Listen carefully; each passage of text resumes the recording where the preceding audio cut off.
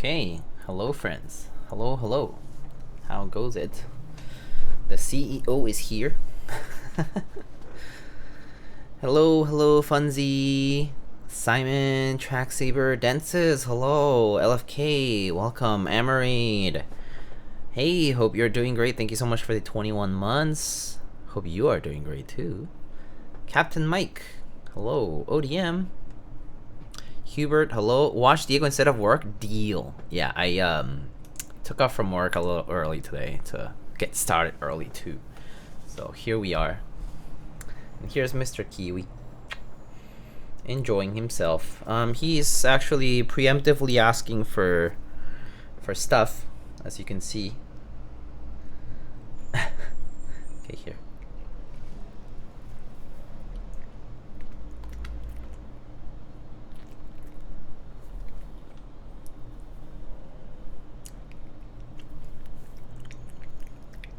And as he eats his little treats, he drools a bit. So I always keep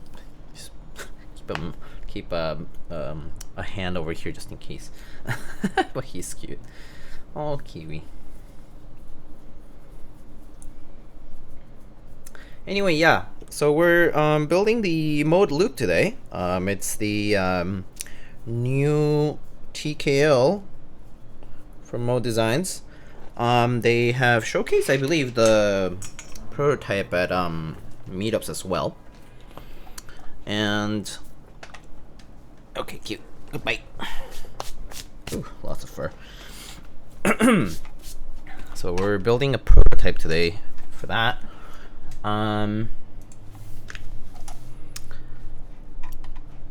Didn't know you collected amiibos? Oh boy, I have had so many of them. I actually, up until very recently, I had the full Smash lineup. I actually sold a few dozen of them and just kept the few I liked. So there's that. But yeah, before I got into keyboards, I did collect some figurines and stuff like that. And now I don't, but yeah. Yeah, if you are wondering what I'm talking about, it's this over here. I got a new shelf here. Let me see if this can make it focus properly. But there we go. Got some figurines over there. You have the Yarn Yoshis, and you can't see, but there's like a Cloud Strife and a Diva Funko Pop. And then they have the Zelda shelf over here. We have that limited edition Majora's Mask release figurine and a few amiibo from different releases. Then we have a 40s and the Equinox over there. And then we have Shovel Knight, Ryu, Ness, Falco, Boo, Toad, Fox. And then down here we have some Nendoroids and some Figmas. That's Yami Yugi, that's Lucina, that's Link from A Link Between Worlds. And then that's Diva, that's Marth, that's Tracer. And then below we have some more Zelda related figures, I think Breath of the Wild related, as well as the Twilight Princess Midna over there, but you can't really see it. It's a little too far at the bottom. But yeah, just was setting this up just recently. So please tell me you kept Nest. Yes, I do have. I kept Nest, Villager. I kept all my favorites. Yeah.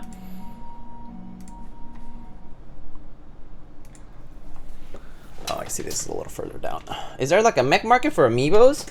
There used to be like Amiibo Swap. I think it was like a subreddit, but I think it's pretty inactive now. I think most people deal with retail directly, which is pretty cheap, or like eBay. I think that's pretty much where people will do stuff like that, like deal with buy sell stuff.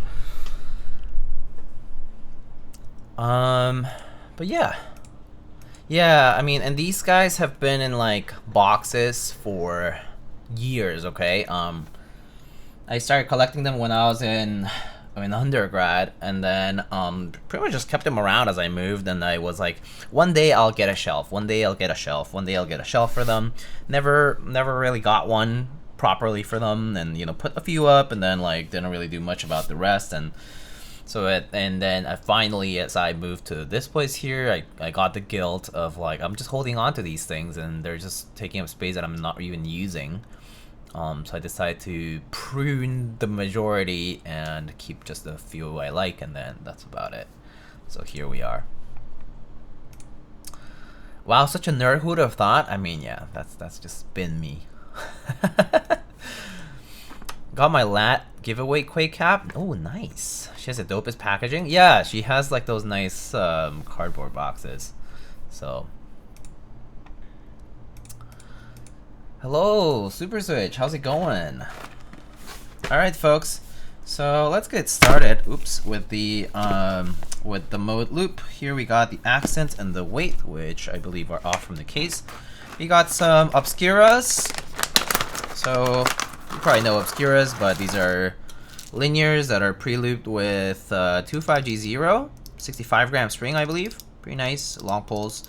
They're nice and smooth and a bit on the louder side if you are into long pole linears. So we're gonna be using these guys. I don't think I've built with Obscuras recently, at least. I think I did build for somebody, but that was probably off stream. En la recta final de los últimos 30 minutos en la oficina. Let's go. We can make it through the home stretch of the last 30 minutes of a Friday afternoon. Tough times.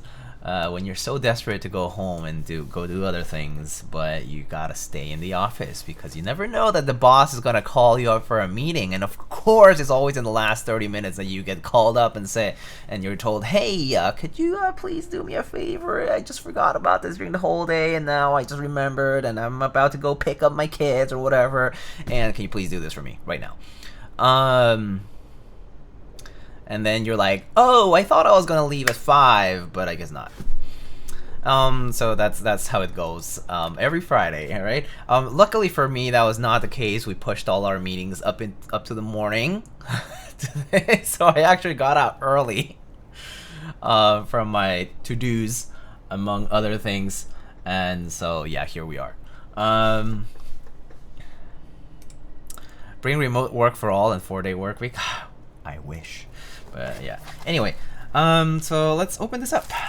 So we got our, I guess, PCB and stabs. We got our plate foam. I believe this should be our carbon fiber plate. ¿Habla español? Sí.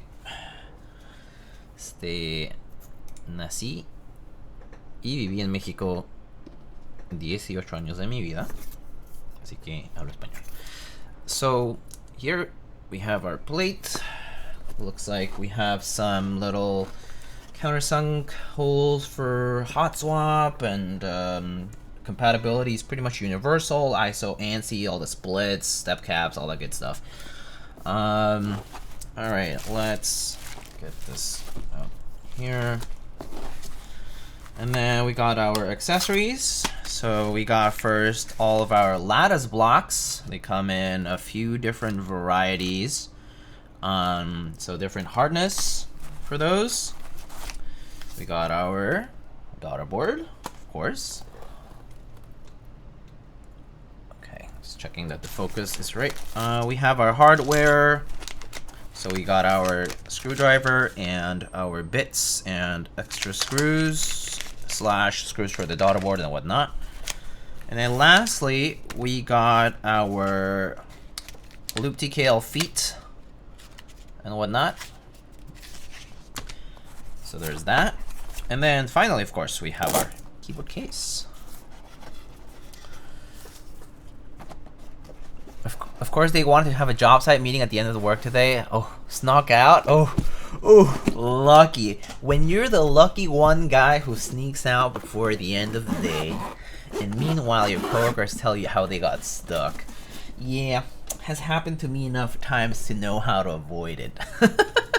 That said, I mean, it depends on the work, right? Like, if it's a project, of course, that it's my responsibility. I'm more than willing to stay to do the extra, to work the extra mile, you know, do all the extra stuff. That's fine. So, ooh, we got a silver unit when keyless. Very nice. So of course this currently has no weight and no accent, so you can see that it's lacking in those.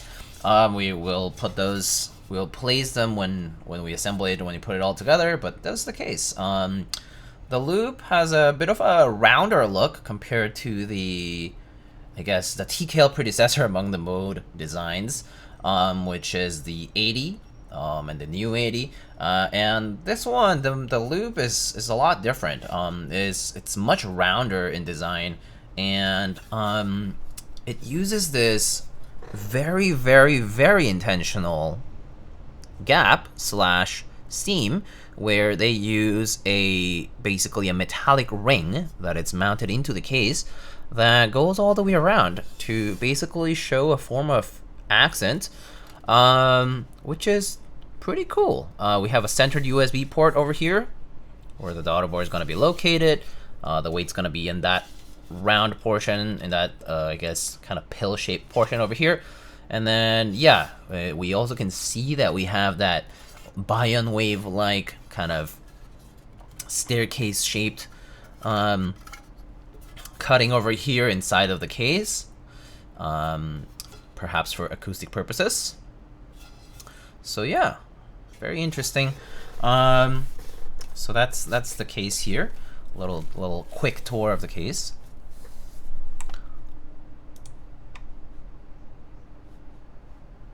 Wonder what will sound better between the Sana and the Lube. I like to not compare different layouts much, because different layouts simply produce different sound, no matter what. Because you know, you're propagating the sound in a different shape. So I tend to try not to compare different boards that are of different layouts. It's just like an apples to oranges comparison. It doesn't really work out. So yeah, I dream of a day when I enjoy work and have freedom to work at my own pace. Yeah, I mean, of course that's the dream. I mean, loving what you do is something that everyone is you know, striving for. You know. Okay, so how about we go ahead and maybe get the PCB, test it, and then we can get to the rest of the build. So we got our stabs here, they're taped over here. Let's just get those out safely.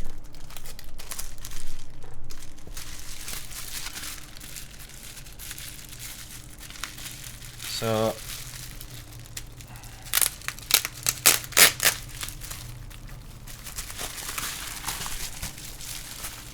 here we got our Mode 80 PCB. So this is the Gondo's design, TKL PCB design, right? Unlike other PCBs, I've always found this an interesting choice, and that is that Gondo's PCB design for the Mode keyboards here, especially the 80 specifically, is that the components are on the top side. Specifically the, you know, the chip and all these, you know, all these diodes and resistors, right? Like this is all on the, it's on the top side, which I find pretty interesting. There's not many PCBs that are like this.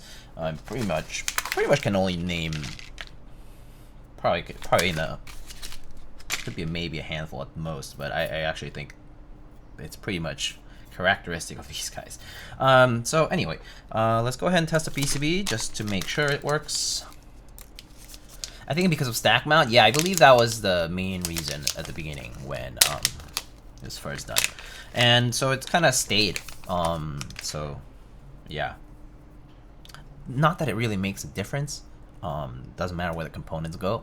It's not you're not gonna shear them with anything else or anything like that. So there's no danger or risk doing that. It's just less typical in terms of, like, you just don't see it that often, right? But that's pretty much. And yeah, you pretty much keep the bottom clean, so nothing will really get sheared off or anything if you happen to have like foam or other things, or maybe you're close to the bottom case, you're bottoming out.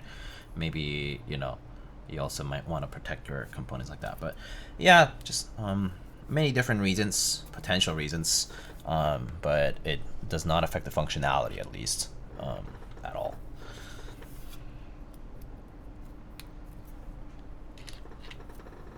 And let me know if the music is a little loud or anything. I can always reduce the volume here. So yeah, just let me know. Alright, so let's open up via... I don't tape mod, but I guess flat bottom is better for that? Actually, yeah. Yeah, you actually run now 0 risk of taking any components off when you decide to take off the tape from tape mod. That said, you know, as a rule of thumb, you should be careful already and maybe not use a tape that's too strong for it. Plus, I think for tape mod, you want to do like a few layers and whatnot. So, just a consideration. All right, let me open up via here for the screen. And we got a 7U bottom row, and everything else is gonna be pretty much standard. And see, step caps lock, I believe, is what we decided to do. I don't really use my volume keys over there, so I personally like to keep the Win key here. I'm just gonna do it kind of like the way I do my TKLs, but of course this can be changed so easily. So usually I put my layer key on the scroll lock because it's a key that I never use, but yeah, it doesn't really matter for TKLs as much. Okay, let's just test our PCB here. Music could be a micron lower. Okay, a micron is a very small amount, but yeah, sure, why not? Let's do that. There, I think it's a teeny bit lower, but shouldn't be a big difference. Okay, so let's get our tweezers. I don't think I've seen a loop with a built with a solder PCB. Oh, is that right? Okay, cool. So something different is good. I actually don't know for the previous builds. I believe for previous content, people, I believe Mr. Sterling built the loop, as well as I think the Dutch Master also built it recently. I think that's right. I think that was those are the folks who built. But I don't know what they built it with, switch wise. So I'm not sure. I hope other people also build up with different switches and whatnot, so like there's some variety for people to like look at when they decide to, you know, look at any kind of content or anything like that.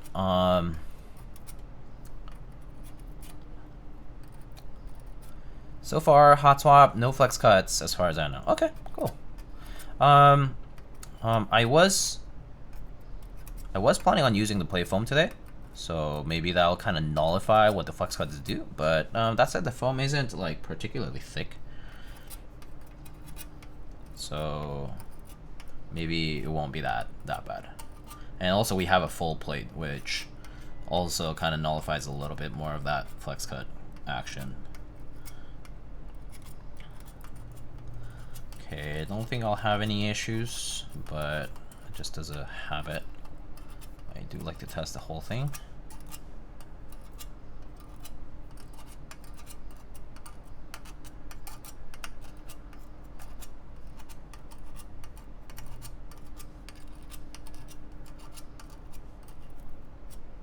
Oh, whoopsie.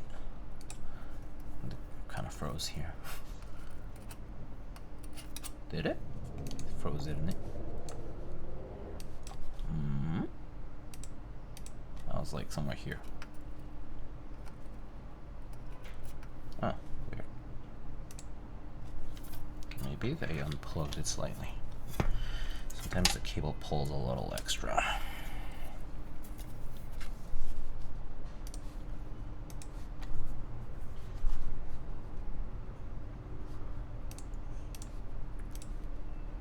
So I was in the middle cluster here. Yep, okay.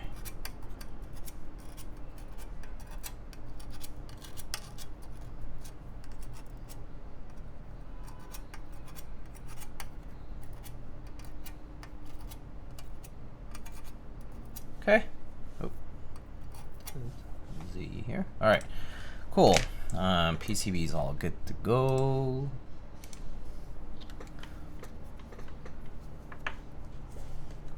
Put that aside for now. Do OTD PCB have any components on the bottom? Yeah, it's pretty much standard. Oh well, it depends. Depends on the PCB. I believe the ones with the big chips the big integrated circuits, right? Those guys have the mount at the top, but that's only for the chip. I think everything else is at the bottom, like resistors, diodes, blah blah. It's all at the bottom. So yeah, and also I'm using an H87 in this one, FYI. I switched over to an H87 because I didn't want to use the original PCB. Don't really care for it. Is that a mod pipe? I see. Alright. Cool. So, stabs, I suppose. This one is slightly, it's already kind of lubed. This spacebar one. I can always try using it as is, and if we need any more, we can always add a little more lube, but I think the other stabs are still to be modded. I'm so close to buying Wob Hongel R2. Do it. Just do it. Don't let your dreams be dreams.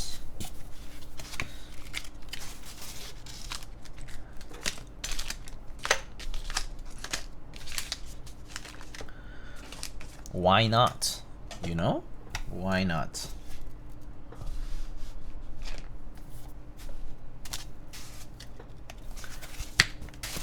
Oh, is the camera freaking out? Might be because of there must be something around here. Okay. I bought it. Oh, that was fast. Are these already slightly lubed? These are slightly lubed already, actually. So we can use these guys as is and add a little more if we need to. Yeah, these do have some lube, so we can use these. All right.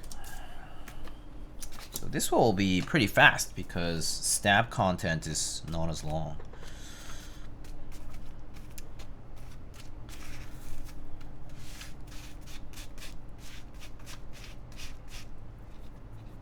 Another person succumbed to peer pressure immediately? Yeah, it doesn't take too long.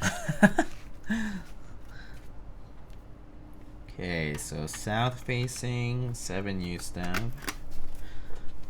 Then we got south facing for everything except for the enter key. Let's just double check that these cutouts, oh, they're pretty generous. It's a good set. I mean, it's Wob with extra steps, but Hongel definitely very likable in the community. People really like Hongel sub-legend kits.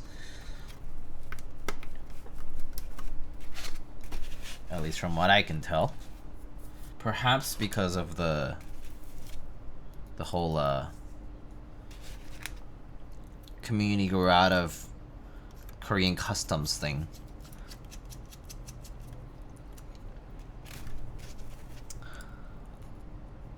Endgame TKL recommendation to put Wob Hongel on?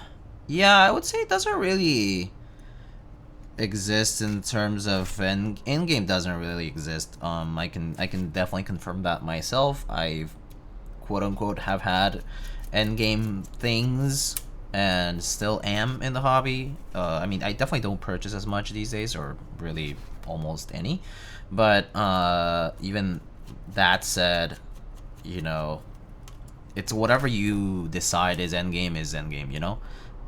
You won't really find that one thing. It's pretty hard to. It's pretty much where you decide to stop is where the endgame is. But, I mean, a lot of boards are so nice now. Like, I feel like even... Like, I've had some folks... Actually, some folks who purchased, like, the... Was it the Neo 80? The recent Neo board. Like, that one, for example, I think some people purchased that I know, and they're like, oh, yeah, I tried these other boards at meetups, and honestly, I like this Neo 80 more than the others that are, like, you know, 2, 3, 4 times more expensive. So it's pretty self-defined. Not to mention, it depends on what you want to achieve with it. So people like the experimenting part of it. And so, like, if it's like one of those multi-mount boards, then you kind of get that luxury, right? And some boards just don't have that flexibility because maybe they're one mounting style only. and you know, you're kind of stuck with it. But yeah, I mean, Geon's boards are pretty nice, and I certainly can recommend, like, I guess if it's TKL, let me think, I mean, that's pretty much what was like widely available, right? And then there's a lot of the other stuff that's in stock, like yeah, like the Neo 80 is a good one.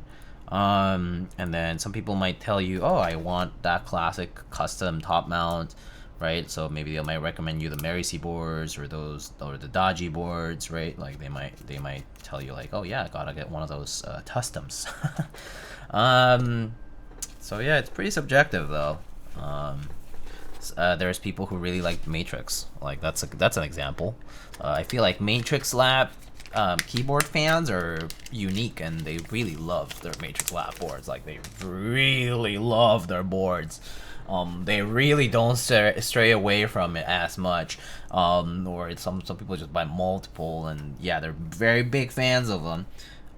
So you'll find people like that too. And then there's like people who are, I mean, there's like also the big TGR JNV2ME releases. Those had what, like there's hundreds and hundreds of them out there, so pretty much can get those at essentially retail now, right? I think the market has pretty much stabilized. Yeah. So yeah, so it's kind of all over the place now. I think there's so many options. It's really endless. So there's no end game. It's the bottom line here. Okay, so let's adjust this payphone here. Get some of our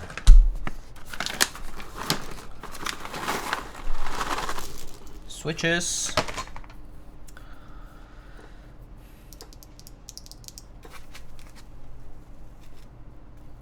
Foam and flex cuts with CF. Haven't seen this for a while. Cool. Yeah. It's an interesting combo here.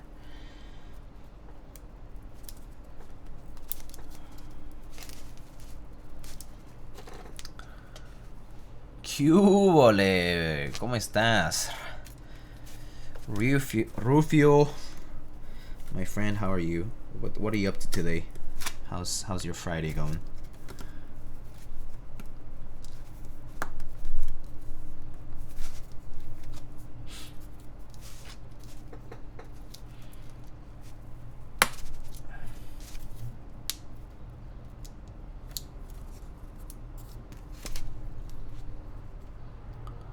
What happened to the bed angle? This isn't what I subscribe for. Yeah. SMH, no bed, no subscription.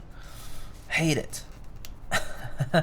After spending way too much on high ends, I find myself using cheap ones the most. TBH wrote his on a monocase standard. Look at Latam Keys here. Latam Keys is a baller, first of all. And I can confirm also that Latam Keys has probably spent his way out money-wise, getting all kinds of cool boards, and I would definitely not doubt that what he's saying about having tried all these things and ending up using whatever is currently in front of him is likely what he's doing, and so I can most definitely confirm that this thing called endgame is truly not existent. Yeah. Come on, foam, stop moving so much. For some reason it moves a bit, and now it's like shifting a little here. But yes, we love full circle. Yeah, full circle. I mean, hey, all the MX Brown haters, just kidding, deniers that are like, meh, they're so scratchy.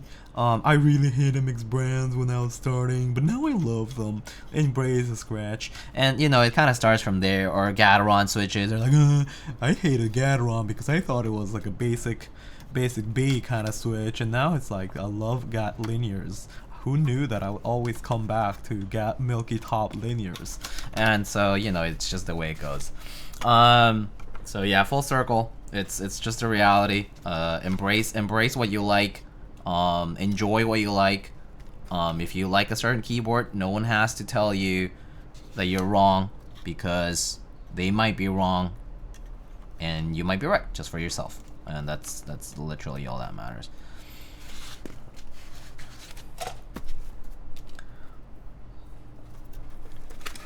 So yeah, it happens.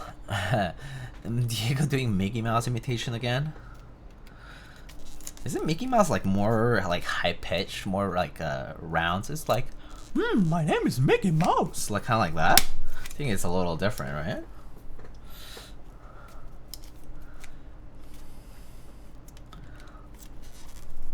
I don't know.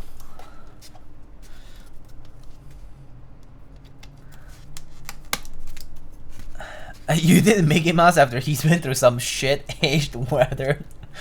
Oh my god. Fair. Seen some shit Mickey Mouse is my specialty. I have to say I'm not very good at impressions myself, but it's whatever you guys, if it's enjoyable, that's good enough. Okay, now that I've put a few switches, it's going smooth sailing here. Yeah, nice. It's been a minute since I've done a carbon fiber plates, right? I actually think carbon fiber plates really do benefit from switches that have either that you can do it both ways. Either a switch that you enjoy but that you find a little bit muted in some builds, I feel like really kind of comes out in a carbon fiber plate build, just really shines a bit more. And then there are some switches which you already enjoy the sound of and you want to accentuate even further. I do think carbon fiber builds also bring out the sound from builds like that quite a bit, and so I personally enjoy carbon fiber plates. I think I enjoy personally with tactile switches just about in general. For MX tactiles, I think carbon fiber really brings out their sound quite a bit. And yeah, for switches that you maybe find muted, that you maybe want a bit like just a completely different kind of sound profile from the metallic variant of it, like if you put it on an alu or brass plate, right? And then there's like some switches that just like sound like dog because you put it in a plastic plate and the plastic just kind of absorbs everything out. Then you might consider maybe putting it into a carbon fiber build, and it might sound pretty nice. But that's kind of like my take on carbon fiber. It's also like not the most, it's like not the hardest material ever either. I mean, specifically the carbon fiber tool that we use in the community for our plates and whatnot.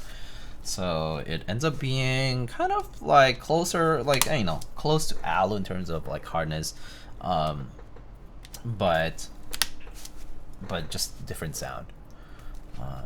So yeah, Obscuras punch you in the head. That's for real. I mean, I think these types of like high pitched, like long pole switches, I think they just really have a personality. And if you put it into like a carbon fiber build like this, I feel like they're gonna be even louder, even maybe even higher, like kind of like just like screeching.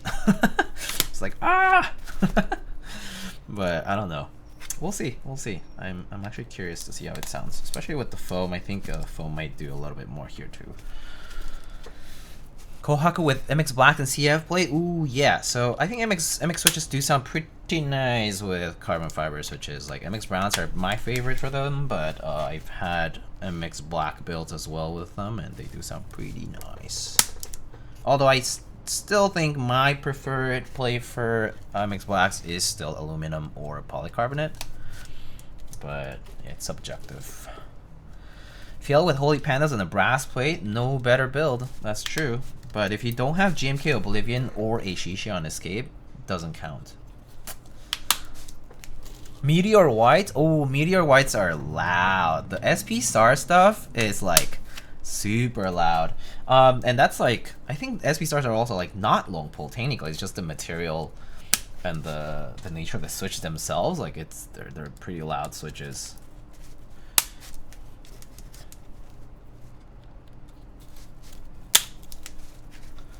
Alright, I totally got consumed by talking here, and I need to test my stabs, so let's do that.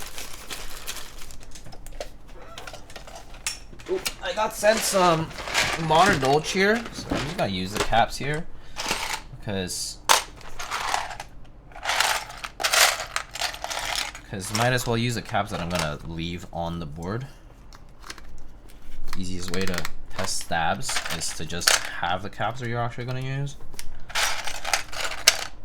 So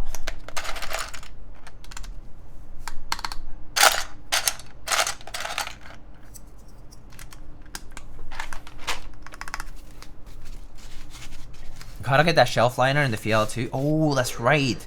Old school Nathan used to use a lot of shelf liner. Oh man, feel good music times. What's your favorite switch? I think MX Brown's for me.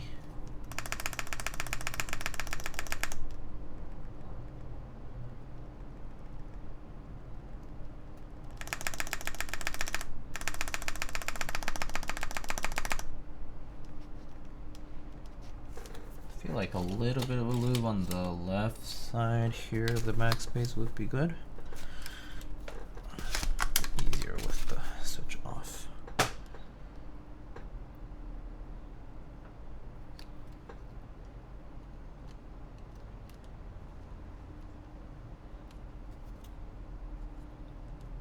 Oopsie. There. Accidentally put in the wrong part of the stab. Okay, there. I think it should be good now.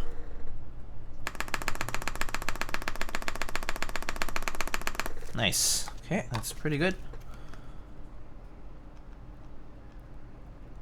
Haven't heard the name SP Stars in a while. Yeah, definitely has been quiet. SP Stars kind of had their popularity in, like, I would say, I guess, in the peak of the pandemic. And then, yeah, people sort of moved on as the whole, like, BCP, Zaku, yada yada, long pole switch era sort of drifted in. I think a lot of people kind of forgot about SP Star switches. Or not forgot, but just, you know, just people just move on from trends, kind of a little bit of that flavor of the week type of thing. And I think people just kind of moved on like that.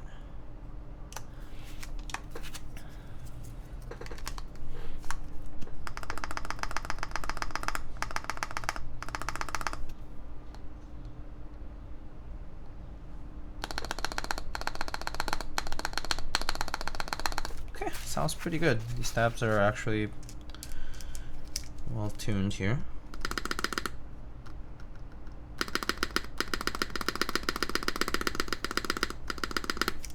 A little bit on the right side, I think. We are now in the HMX random food switch era. That's, you know, you might be right, because I am gonna be trying these new HMX switches at some point, pretty soon. I have a pack of them that I was told to try out, and I was like, okay, sure, why not? But I haven't gotten around to it just yet. Probably might be next stream. Yeah, HMX switch is the new sort of new popular guy in town.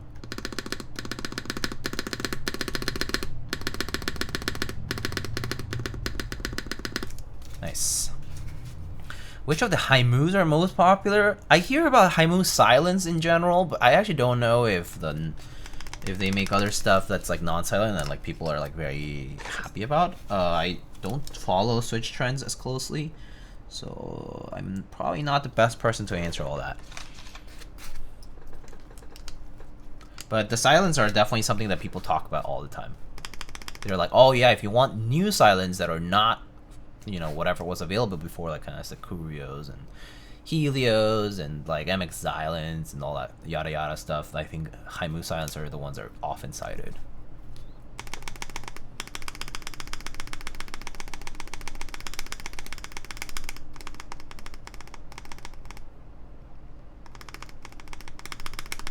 Okay, sounds pretty good. All right, HMX KTT is the actual menu. Akko rebrands those. I see. Yeah, I have to say, with this whole like rebrand stuff, it's just hard to follow. Like they might have different like acronyms or different just like leading names, and then if it turns out to be the same manufacturer for whatever, kind of like, you know, JWK Durock kind of thing going on, it's pretty hard to, I don't know, I always forget all the distinctions. So, but I mean, if people recommend a Switch, you know, you just get them and try them out, and if you don't like them, you just put them out there again, give them to someone, I don't know. There's no way someone believes HMX takes KTT mold to another factory to make Switches. No way. No way, no way, no way, no way. No way any kind of production line would do that, just in general. Like, that's just super inefficient. Have you purchased your GMK Oko Japanese? No, I have not.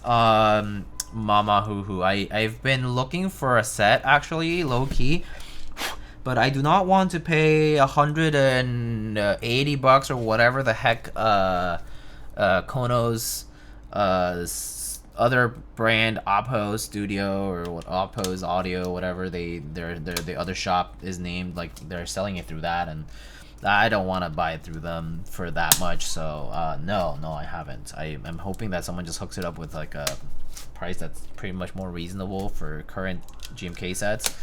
But yeah, no, otherwise I haven't really gotten around to that.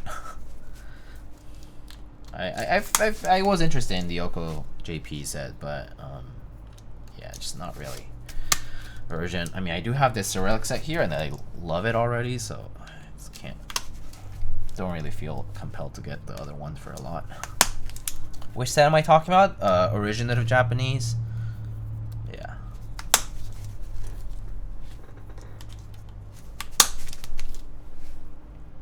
It's basically WOB with red Japanese subs, yeah. We need WOB Cadet? We have so many Cadet sets now, actually. I actually feel less compelled to see more Cadet sets. I actually would prefer... I would actually prefer the whole Cadet thing to sort of dwindle. We have like Crimson Cadet, we have Space Cadet, we have that violet one, purple one that Blotsky I think did. We have some other folks probably borrowing that as well. I don't know. I'm kind of over it now. I think Space Cadet was the peak of Cadet, and that's it. Feel whatever about it. Oh, there's also Nuke data, House Cadet alphas, which look nice on theme. I think the theme plays well with it, but otherwise, yeah, pretty ambivalent about it. Deal confirmed to dislike the military. Well, to be frank, the Department of Defense, if we have to have opinions about this, I mean, you know, the budget for the defense, for the Department of Defense, is a little big compared to other things, other important things like health and human services and education, and how about not defunding agencies like the USPS, and how about maybe improving the railroad system, and actually, like, you know, like there's a few issues here that we're talking about, and if all the national budget gets siphoned into DoD, then I'm not sure if we can actually put in any funds into anything else, because there's no funds left, or we waste them in other things.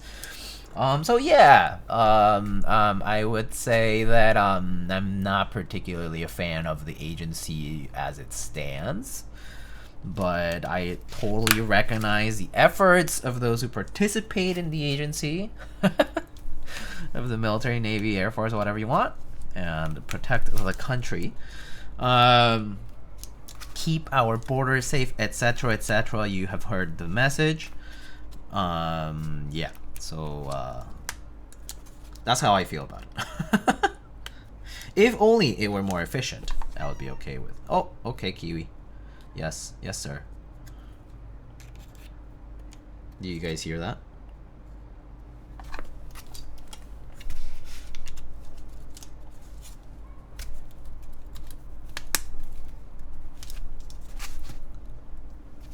Also not a fan of mass incarceration either. I mean, yeah, we can talk about all these issues that obviously are very well known and very talked about, but yeah, it's kind of a moving in circles here. You mean to say that you would prefer billions to be destined to social issues rather than spreading freedom in the Middle East? Yeah, spreading freedom. Yeah. Right. Anyway.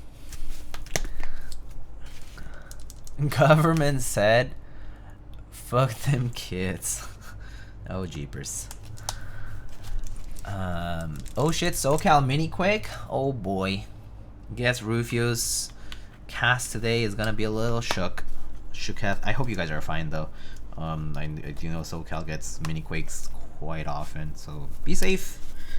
Be safe, please. Are there any designers who want to design a GMK set with Thai sub-legends? It would be nice. Oh, I have not seen GMK and Thai sub-legends. I've seen PVT sets with them, but not GMK. I actually do wonder how that would translate over for new legends. But you have to design them, like, you have to make the files for them, so it's a bit of work. Whoever decides to take that work into their hands, it's gonna be a bit of design work to do. Anyone tried GMK PVT sets? Like, you mean like MTNU, or maybe like using the PVT blend for their cylindrical sets? That would be kind of interesting. I don't know whether or not we will see that ever happen, but it's an interesting proposition.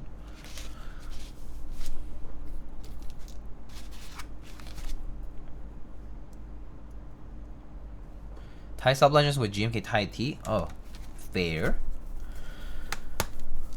Is GMK ASCII the only set with those sub-legends? I believe the new Nuke Data run had ASCII sub-legend kits. Was there any others? I don't know, actually.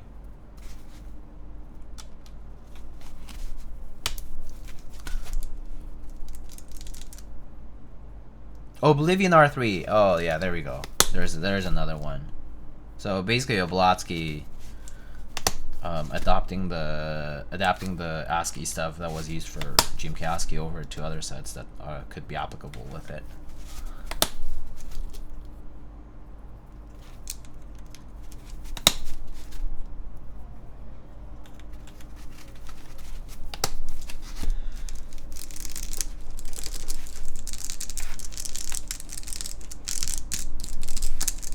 Alright, nice. This is gonna be a high-pitched sounding build, I feel. Just the way these switches sound. Very gonna be loud. Okay, also, Avo asked for hugging Kiwi. Kiwi's just over there kind of waiting for his turn.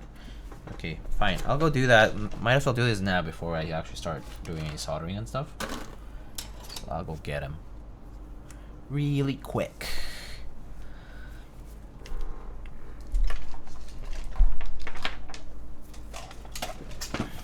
Think more sets should use the ASCII sub-legends. Oh yeah, they look nice.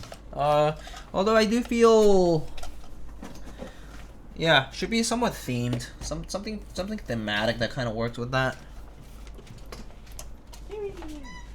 Yeah. Oh, it's okay. It's not time though. You're a little early, Kiwi. You're a little early. Too early, Mr. Kiwi. Here we're shaking up the setup here. Right, Kiwi? Oh. I'm actually not sure if you can hear. What's the most orange cat with one brain cell thing he does? I think eating plants is a very orange cat thing he does. If he sees us playing around with plants and stuff, he'll eat a leaf by the morning. It's kind of annoying sometimes because the other day he ate like half of our brand new, nice looking Monstera leaf. So it's missing like half of its holes now, thanks to Kiwi. So yeah. And then if he eats too much plant, then he pukes, which is not pleasant. So hopefully, I mean, fortunately he didn't do that this time around, but he definitely bit it off. So yeah, he's like, I'm guilty of it, but he doesn't care. Are Kiwi and JD Tiger good friends? Kiwi at first, when I put JD down on the floor, Kiwi freaked out and his like tail would poof up. But then after he realized that JD is a stationary being, so to speak, he was like, oh, okay, guess it's fine. I did post some pictures of Kiwi and JD before. He's jealous of the plant, probably. He wants to go here, as you can see. Okay, bye. Oops. Any other pure orange GMK sets besides Orange Boy? Did GMK Carbon have the Bizarre Alphas as a GMK add-on? I actually don't know that. If it did, then GMK Carbon might have it, but I don't know if it was only SA for that. Might have been SA only.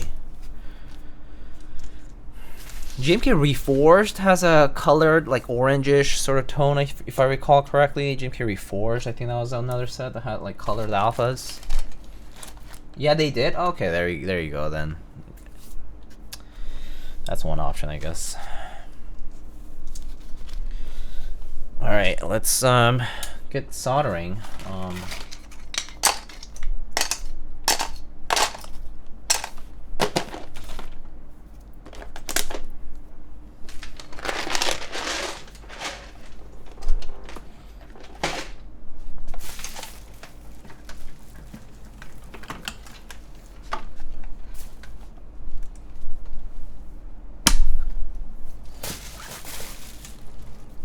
GMK Carbon when?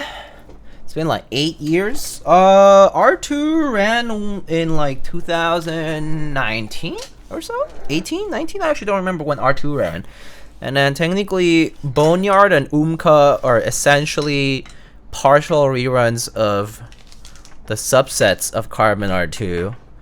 And then I don't think Tom Berry has been interested in running any new sets lately, so you'll have to talk to the guy. But that said, Carbon R1 and R2 were pretty successful. So there are a lot of Carbon sets out there, and they're not...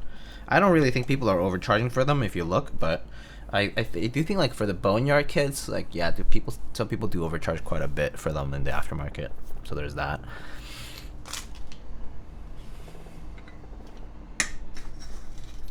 Did hear from Tom Bear that he was planning on running at some point. Oh, cool. Yeah, I mean, I'm sure at some point the demand will be high enough for it to be warranted. GMK Orange Alert? I'm good. Red is enough for that particular tone, I think. I don't really think I need to have all the different colors like that. Yeah. Maybe different families would be more apt, but red and orange are pretty close. GMK Black Alert, isn't that just like Minimal or Stormtrooper or whatever, classic black and white and Wob together?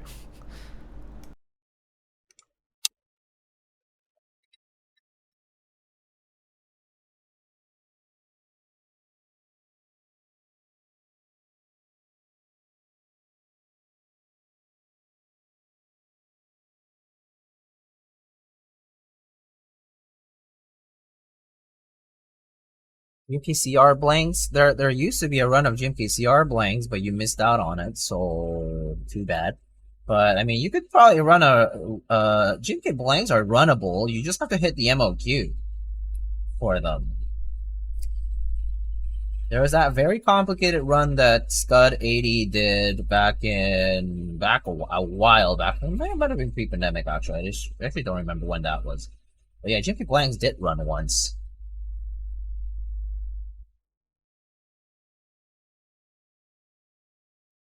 You can just look it up on, I think it was on Keycaps, I'm pretty sure. It was posted on Mech Market, on Keycaps, and like, you know, Reddit and Keycaps and several places, I remember it. So yeah, GMK Blanks did run. You probably just didn't see it.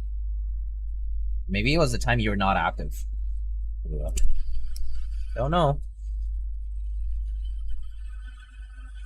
Yeah, they did run, and basically the way it worked was you signed up on a spreadsheet what exact number of keys you needed, and that it was kind of like a 7-bit sort of style of a group buy where that specific size and that specific number of keys had to hit MOQ.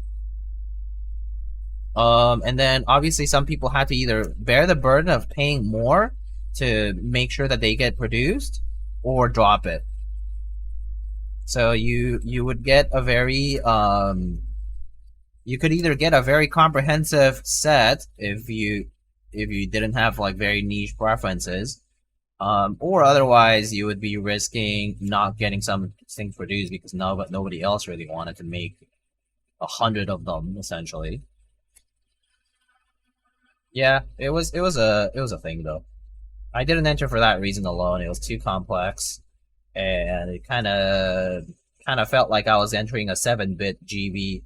If you don't know, 7-bit is the guy who ran SA rounds through like the authority, and it was basically a situation where you signed up for kits and you paid for them, but the kit would never enter production until the MOQ was hit at that particular price point. So if it never hit, your money was gone until it hit. So some people did not get all of their kits for SA round or whatever for like years.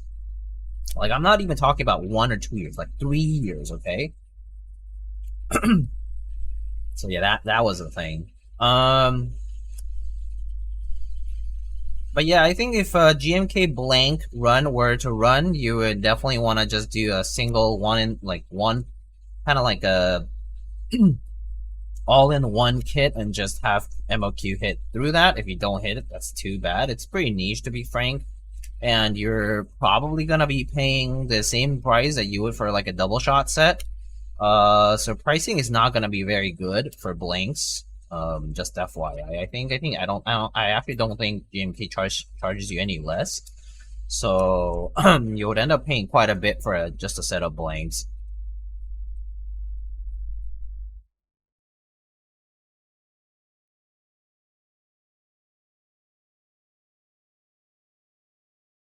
Group buys a MLQ bought out from day one. I still don't have them.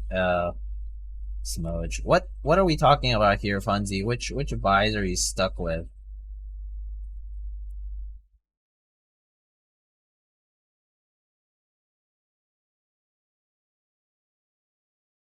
Oh, he's in the middle of. Oh wait, no, never mind.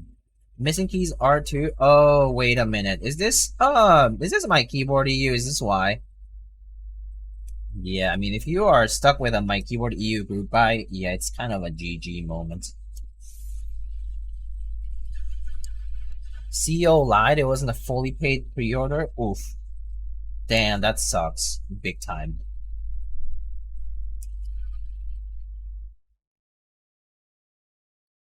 Yeah, no, I knew since like 2017 or whenever My Keyboard EU was starting, they already did not have great rep when it came to fulfilling orders and handling customer service. And since then, even if I had to buy from EU, like I would really try to avoid it. So yeah, I would say like pre-orders from them. It's like I know it was like a shitty option at the time, but I feel like we've had the warning about My Keyboard EU mishandling stuff for years, and people in the EU are kind of stuck with it because it was back then like Obscuras wasn't doing like wasn't vendoring yet, and Prototype is also came in a little bit later, and also, you know, of course there was Brexit and all that, so UK became separate and the complicates things. So yeah, my KBEU GB's kind of you're kind of signing up for the void, and like lucky if you get it kind of thing.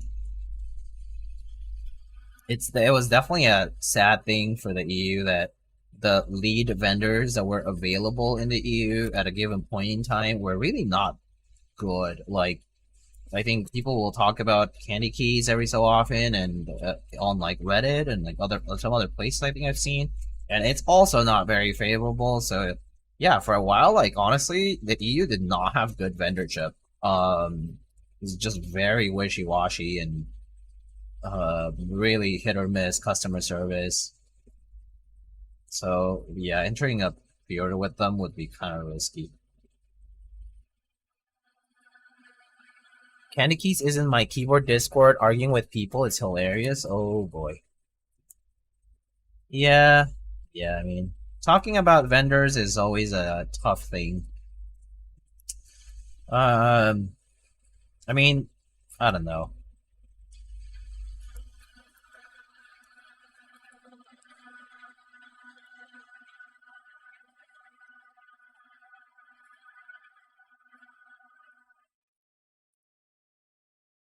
Kanekis argued with me once on a Keycap thread, like, why don't you ship things?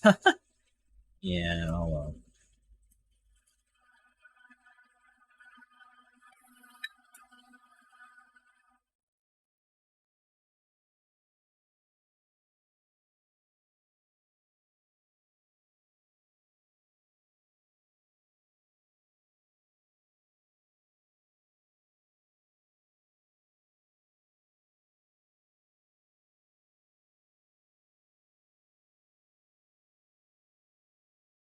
Apparently, IRL CK David is a very normal and friendly person. This is CK mean Kanekis. I mean, this is the thing, Funzy. IRL means nothing. Okay, you can be a very normal person in real life. People tend to close themselves off a lot in real life. I mean, they're not people. Okay, I'm gonna put it bluntly. Okay, people don't have the balls to be weird or like creepy or like malevolent in some way in real life. Like that's just the reality of it, you know? You show up to a place and they're not gonna be like the one guy standing out there, you know? I mean, there are some people who do like kind of, you know, they kind of act at IRL the way exactly the same way they might act online, especially like behind a screen name and all that. But let's be fucking honest, there's people in the community who have been, you know, shunned for whatever reason it is, and it's because they were shitheads online, okay, and they were not in real life, or maybe they did something that kind of translated from in real life things like a meetup. Like there's some examples of people like, oh, like got a meetup giveaway item and flipped it immediately or whatever, got flamed for it for being basically a terrible person, and then you know things went down. But yeah, like maybe at first people are like, oh yeah, I met this person in real life and they're like the nicest individual. Yeah, because people just don't have the balls to actually like act up differently in real life. It's just the way it is. It's not a it's not that good of a gauge. Like, if they're being inconsistent between IRL and online, let's say, like there's something going on. It's either a, it's either like a persona, like a personality that they're building up online. Like just that's just the way they act online, and they're just different in real life. And like if it's not a humorous thing, it's probably their true nature. That's just the way they are. They might actually be the way they act online, but they're just not showing in real life.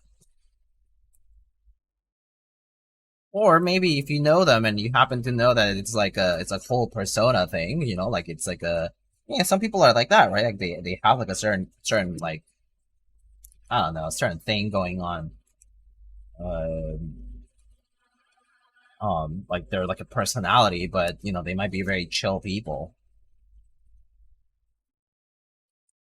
So yeah, it's kind of a hit or miss. And at least that's my belief. You meet people, they might be fine like in real life. It's I think that's more common than not. They might look and be fine, seem like normal people, but when it comes to business, it's very different. You're handling people's money, and they act differently when it comes to money. You just don't get to see that side of them when you are in a meetup, right? So yeah, I don't think the people are running Candy Keys are malicious. They're just incompetent. Yeah, yeah. So there's just that too. They might just not be good at doing business. Period. They might be great people, just not good at doing business.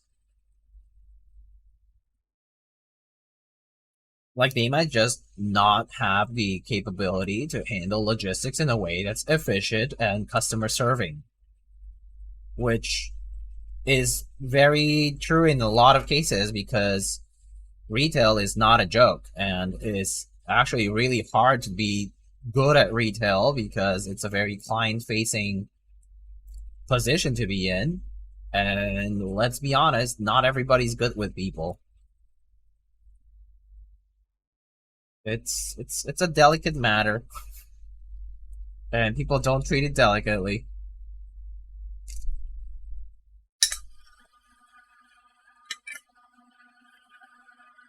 It's also tough to separate good business thinking versus emotional sometimes. Yeah. Yeah, you have to have that. You have to have the way you run your business straight, and you need to be pretty consistent about it.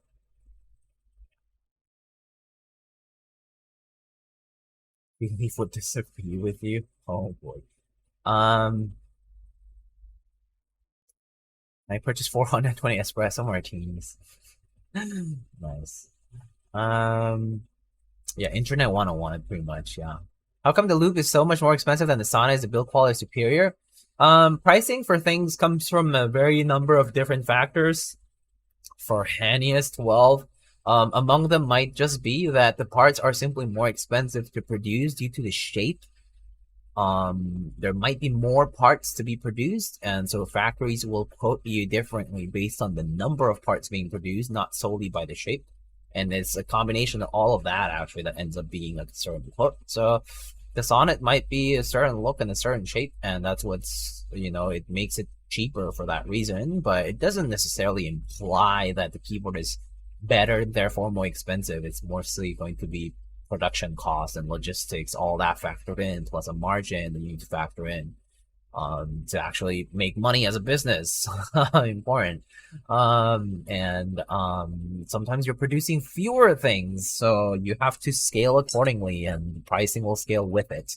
So yeah, pricing will depend on many different factors, and that could be why the Lube is more expensive. It's not saying anything about quality compared to other boards.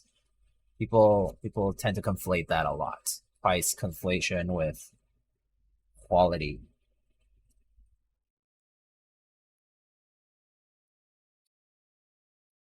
So you can charge a lot of money and have a bad quality product. It's simply that people are paying that price. Anyway, hopefully, if anyone's running a business, if they run the business nicely and fulfill orders, I don't know if it necessarily matters if they're nice IRL. Yeah, exactly. I think there's people who might not be the most social or like amicable people, but if they are good at doing business, they're good at doing business. Yeah, it's just different.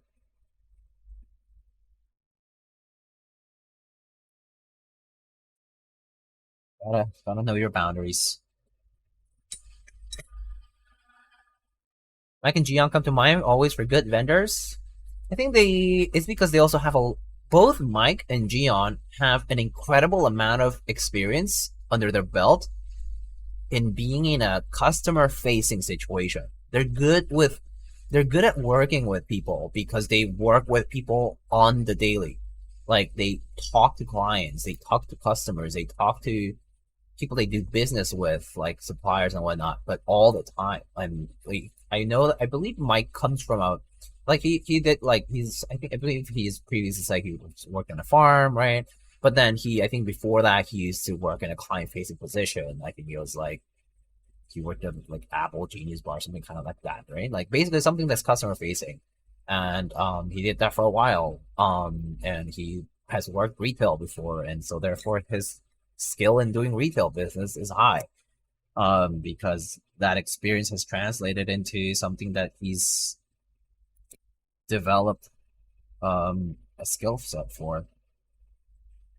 Not to mention has taken advantage of a market.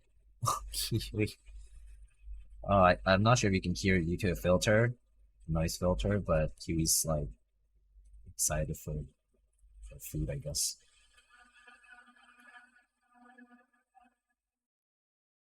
Anyway, daily clocks rate, same with Divinity and Dan Keeps. People usually don't appreciate the TKLs are big. Yeah, TKLs are also very big. Size matters in production. Anyone have experience with Kono? My experience with Kono, I will say, they fulfilled the stuff I've ordered from them, but customer service wise, they're not particularly good. Pretty much complaints that I had, they just kind of chucked it with oh, here's a $10 coupon that actually also expires, so it's not like I can get anything out of it because it's just store credit, and if store credit expires before I order something, then what's the point of getting store credit in the first place if I don't even plan on ordering anything else? Things like that can be a bit annoying. Yeah, so they've handled like tickets like that for me, and so I personally I've turned a blind eye to some things, but not to others. I've ordered some things through their store, like for group buys and whatnot, because I've wanted those items and I just didn't want to order from a different vendor at the time, and they delivered fine. But I would say Kono, for example, from my personal experience, has been hit or miss, pretty hit or miss, and I would say there's a lot of people out there who will tell you that they haven't had good experience with them.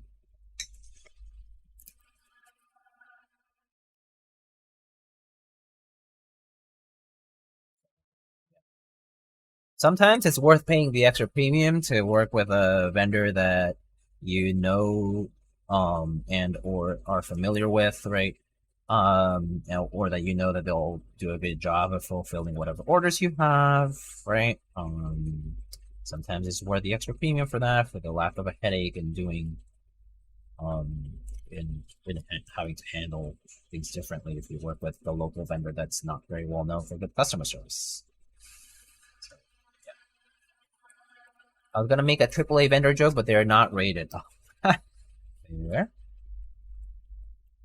But also, let's not forget that the MK Trust rating system is for group buys and pre-orders, and the criteria are pretty clear. But it's true that people will just look at the letter, so I get that. That said, I mean, I think the Reddit thread I got posted a while back, Simon had some cool feedback. So hopefully they'll see that and address some of the things.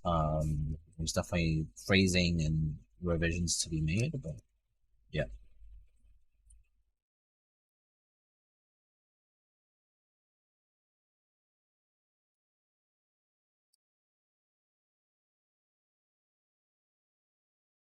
I'm just reheating some of these joints because with the foam, some of these guys do tend to end up slightly misaligned. Perfectly clip to the plate.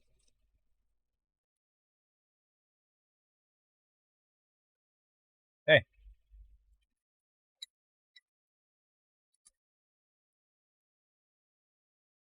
Divinity needs to chill with those 5-cent discount code reminders though. Oh, yeah, the Shopify reminder stuff things are super annoying. Diego, the sticker arrived. Oh, nice. Very good. I hope you like it.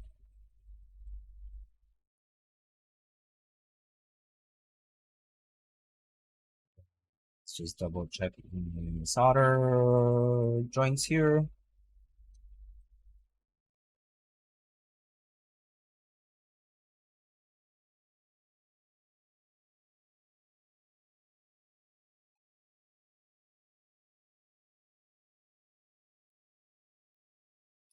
Looks pretty good. Armandus clarified that Oblo would have been rated B according to criteria. That's true. Yeah, he wouldn't have been a C because that's actually not even like it. That was a miss. It was misconstrued. All right, let me switch over. Oh my god, Kiwi's talking a lot. Hold on, let me listen. What's that, Kiwi? Kiwi. He's hungry. Hungry. Early. Right, Kiwi?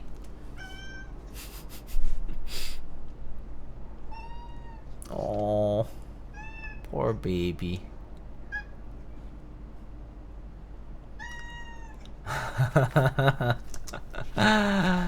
Oh, so cute.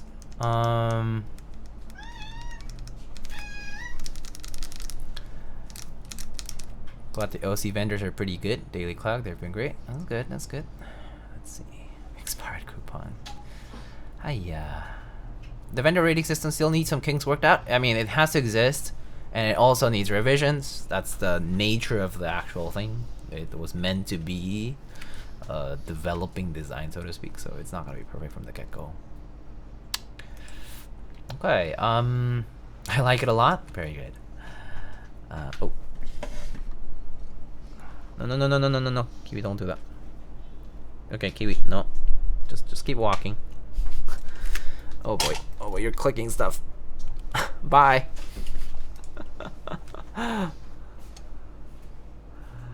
Yeah, Kiwi demands food, right? Meow. Yeah, he's demanding for it. Oh my gosh. Okay, so we're all soldered up. Let's make sure to test, and then we'll put that into the case and move forward.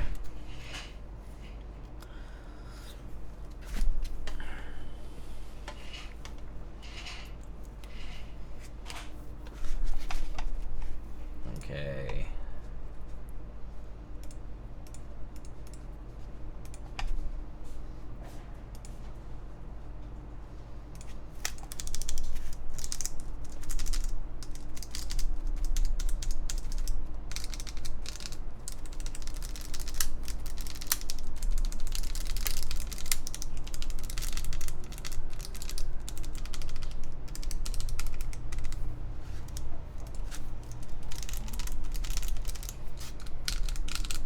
Okay, everything's good.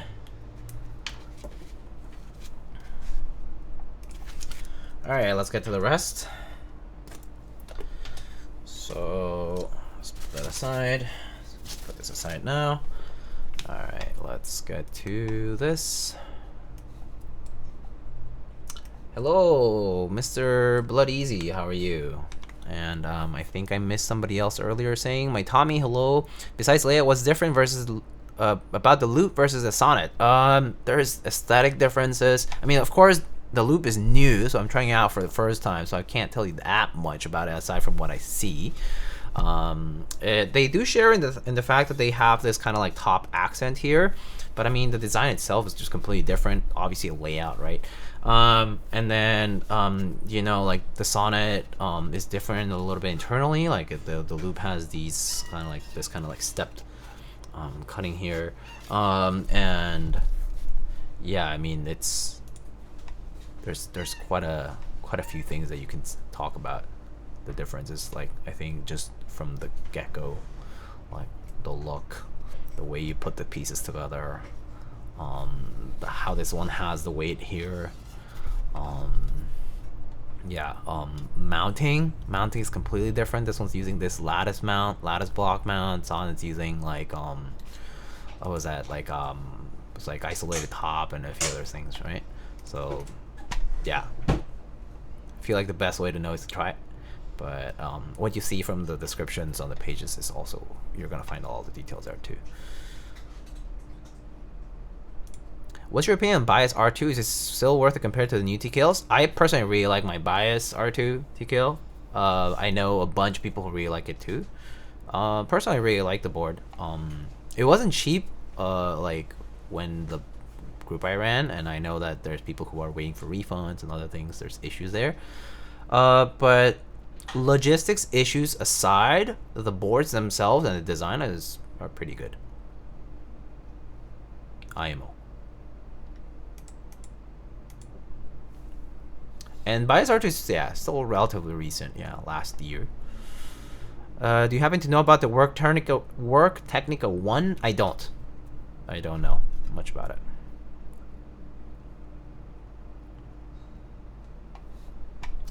Okay, so where was I? Let's get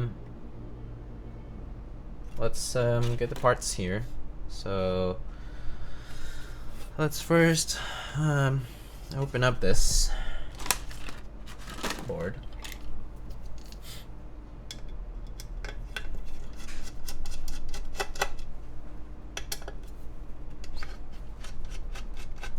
Love my Bias. Yeah, there's a lot of people who really like the board, so you'll hear that people like the boards.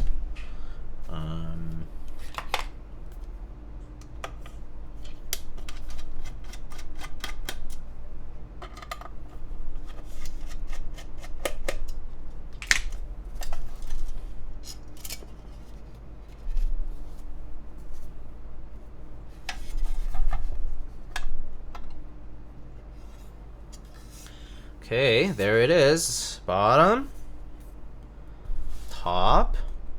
Okay, so the bottom, as you can see, right, has this ring, sort of like this metallic ring that kind of goes all the way around, and that serves as this intentional sort of gap between the top and bottom piece. Is going to be shown on the ring here.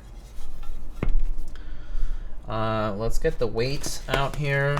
So the weight goes at the bottom of the board.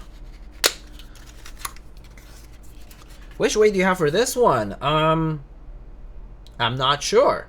It says Lube TKL weight. And I'll find out as I take it out of the box. So looks like I have a shiny weight here. Very reflective. Oh my gosh, it's like super reflective.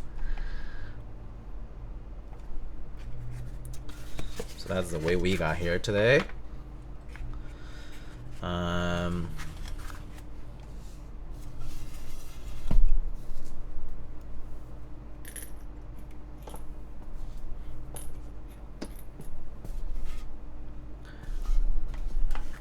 I see a fingerprint. I mean, they're probably everywhere.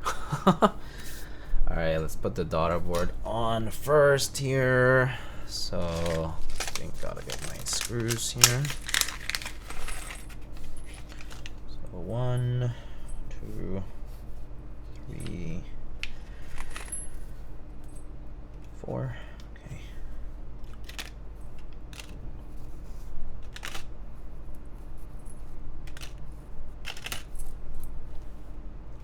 Wear gloves? Yeah, I probably should, huh?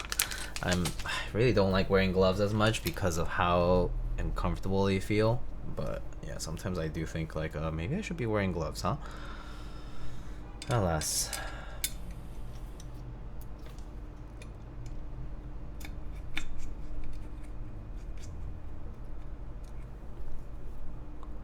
Cotton gloves feel nice. I still don't like how they feel. It just feels thick on my hands. Just I don't know. I don't know how it feels. I don't know. I don't really enjoy like wearing gloves. But yeah, I mean, I have to do it sometimes. So it is probably the nicest ones out of the bunch, as far as how they feel. So yeah. This is just a ploy to collect Diego's fingerprints. Yeah. That's just the way. That's just the way it be. I mean, I can wipe it down as I do this, but still probably gonna have some fingerprints here. Okay, so weight here will go like this.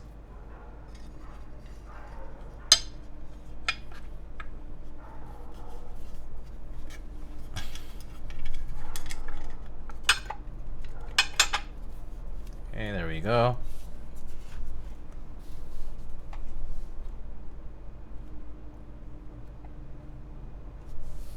Right? And then gotta fasten them up.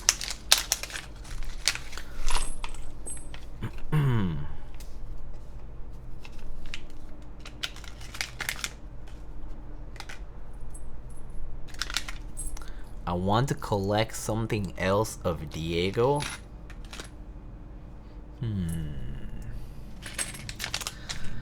My friendship, surely. Surely it's my friendship and all that, yeah. Okay, so that's that, and screws, I believe they go here.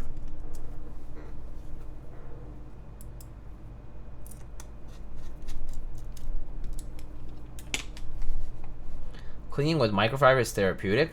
Yeah. Okay, blah blah blah. I'm just looking at the build guide that they sent here. Okay. Mounting blocks go onto the plate. Cool. Okay. So we can install the mounting blocks and then attach our thing to the chassis. Okay, great. So I'm just gonna flip this over. And then I'm gonna grab our plate PCB. And then I should select our blocks. Is the front accent deep enough to be used as a pen holder? I'm not sure. We'll have to put the accent on as well. Okay, we got all these mounting blocks. Let me look at the color differences.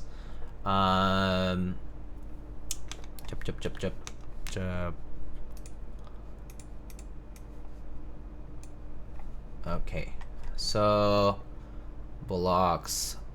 Full lattice. Black is mid flex, full lattice green is most flex, and half lattice green is low flex. Okay, so green, soft, and okay, cool.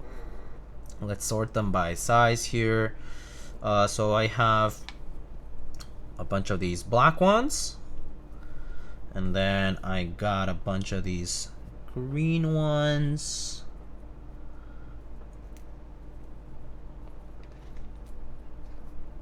And I think these are all the same green, right? Yeah, I think so. Just double check.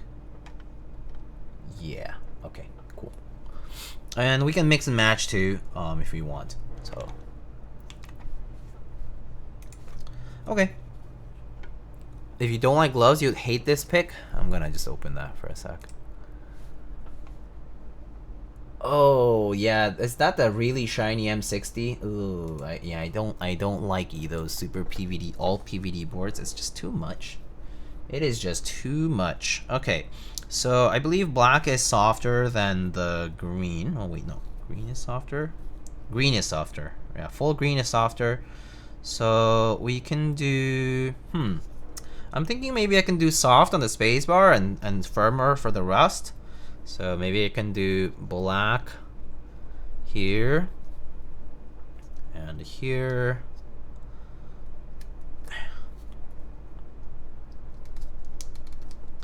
These are pretty easy to, they're just little tabs, so they just kind of insert super nicely. All right, and then spacebar area, we have 2 of them here, so maybe I can just use the softer ones here. Boom. And boom. Right, wait, what's the difference between, oh, is this the half? Oh, I see. Maybe I'll do the full here. Okay, there we go. That should do. Is this mounting style specific to TKL? Yes, it seems so. The blocks are different from the ones that I've seen on the Envoy and the Tempo, for example.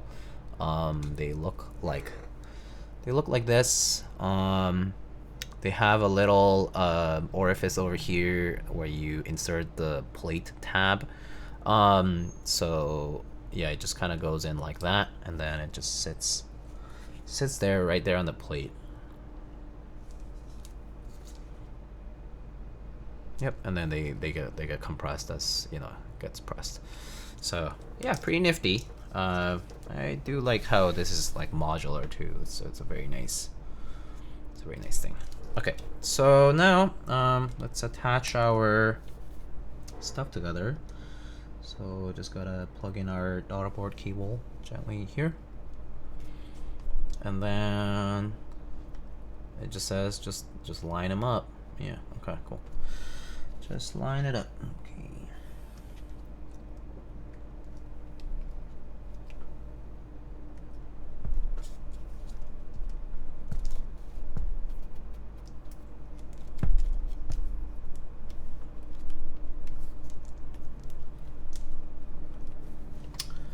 Okay. Blah blah blah. Gently lower the assembly, and okay. Now we gotta install our accent.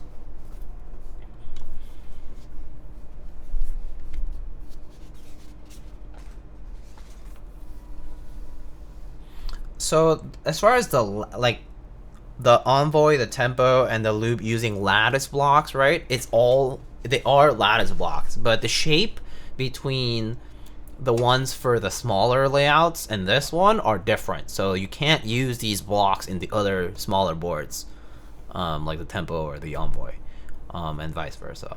So they won't be retroactively compatible, but like, as far as like the concept of lattice block mount is still there. Yeah. Where do the lattices sit? They basically, okay, so I can just show you. It's pretty simple. There's just grooves here on the inside here, so they just kind of sit on top of the bottom piece, like that.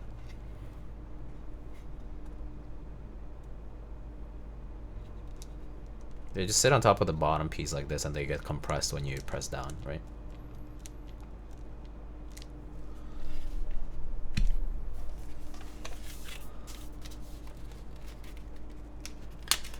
Alright, let's now open up our accent. I actually do wonder what we have. Maybe it's also the shiny one, silver.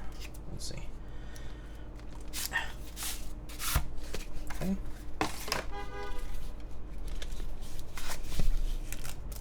Yep, we do have a shiny silver boy here. Okay, now beep, beep, beep, beep, boop. There's our top piece over here, and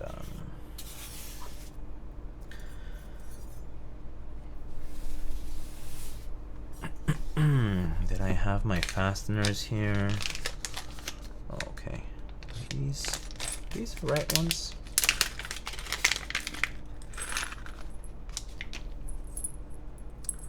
We are using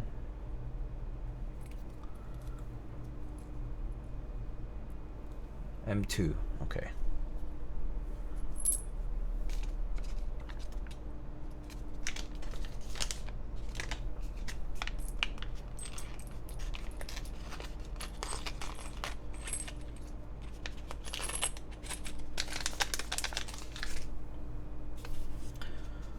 Okay.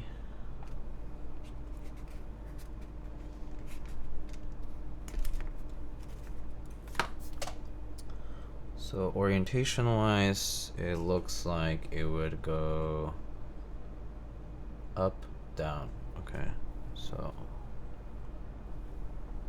like this.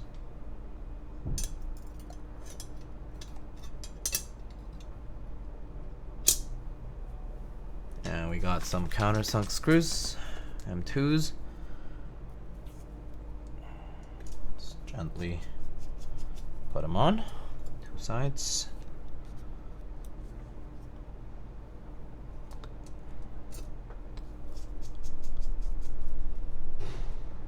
The unique feature of how we use lattice on loop is that it gets rid of the retaining fasteners like the Envoy and the Tempo had. Right.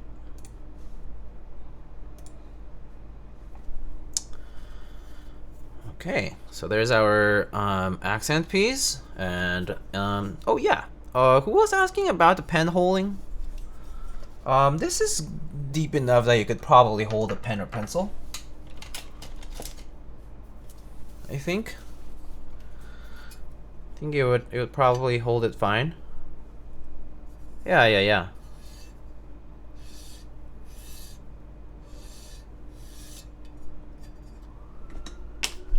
Don't drop the accent piece? No, I don't think I would. I was like, you never know. Don't want to jinx that, buddy. Alright. Let's put the top to the bottom now. Okay.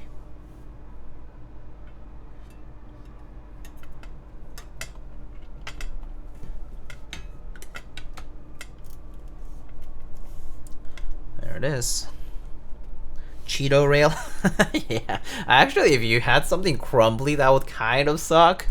Because it does have a little bit of a grooved area there.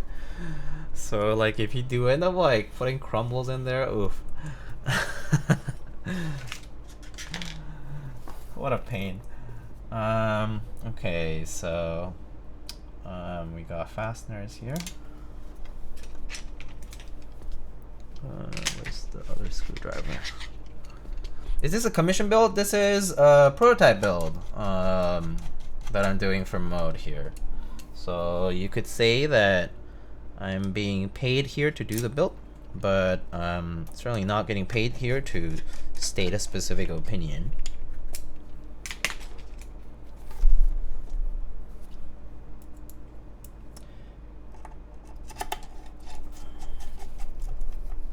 Cheetos on keyboards, RMK throwback. That is kind of an RMK throwback, yeah. All right. Okay, and then feet. So the feet are just sort of friction fit. So, oopsie. Like this. Okay.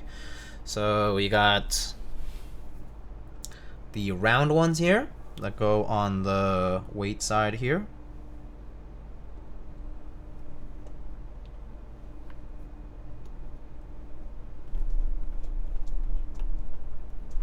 Nice and easy.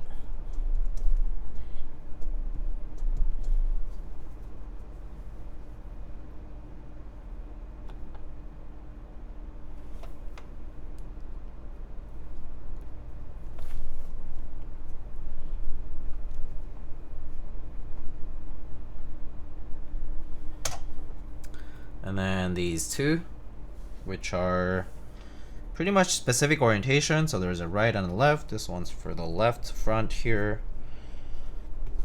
Left from the angle of the person using it, right? And then the right side. So they cover the screws, which is nice. So you have no screws visible. Pretty nice. Okay. So there it is.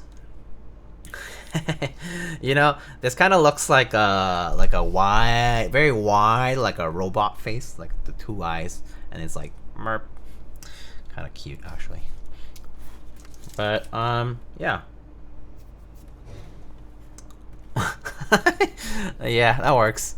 Drew a it looks like a music tape, but yeah, it kind of does. Kind of does look like a cassette.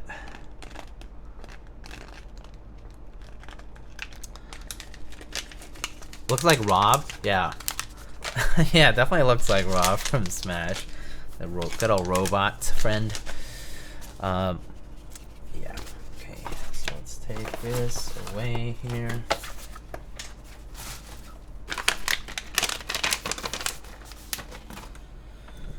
Alright. We had keycaps, right? Where did I put them? Okay, we got Moto Light here that I was sent here to use, so why not just use them? Moto Light does go pretty well with silver, so I think it's a good set. Try. Okay. We got our spacebar. Backspace. Got a random Canna Keys meetup novelty that you snuck in there. Obscure.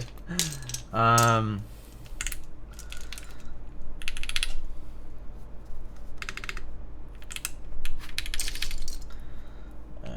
so let's put the rest of it.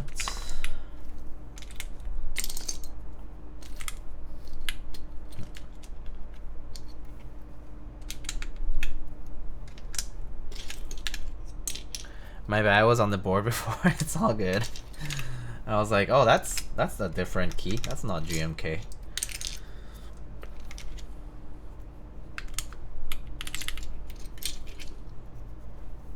And before someone bitches about Dixie mods, I mean, I know some people don't like it, including myself. That's it. But I mean, whatever. Not my set.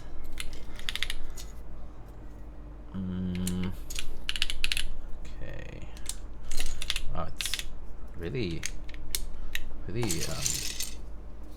sounds pretty prominent, like loud. Okay, I like my scoops, so we're gonna do scoops. Okay, Afro. Oops. I think that's R2. Yeah, I think that's R2.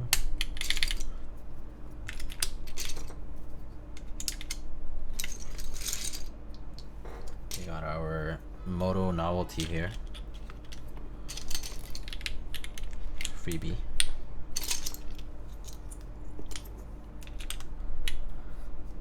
I prefer non-Dixie, but it's really not that much different. I mean, yeah, it's just vertical alignment is the only thing, right? I do prefer the top left alignment for sure. And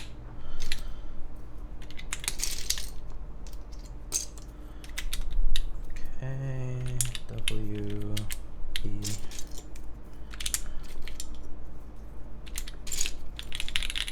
May I ask what Dixie means? Oh, I see. For those who are not acquainted, Omnitype used to be named Dixie Mech. Their initial name when they started off as a vendor was Dixie Mech.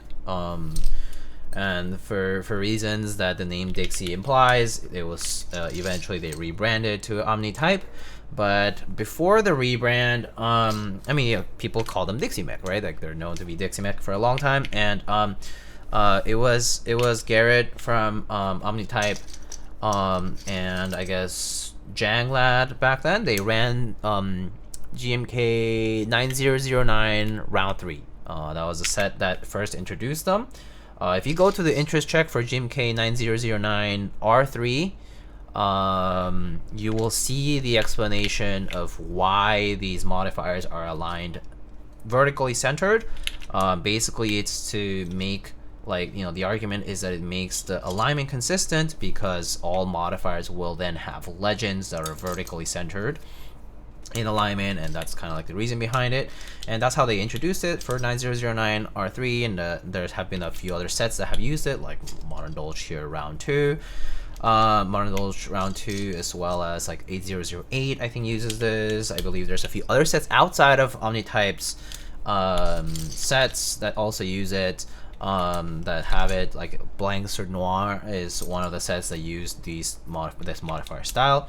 But the original modifier style will have the icon, if it's icon only, it's actually aligned to the top left of the keycap. So it's left top aligned for that.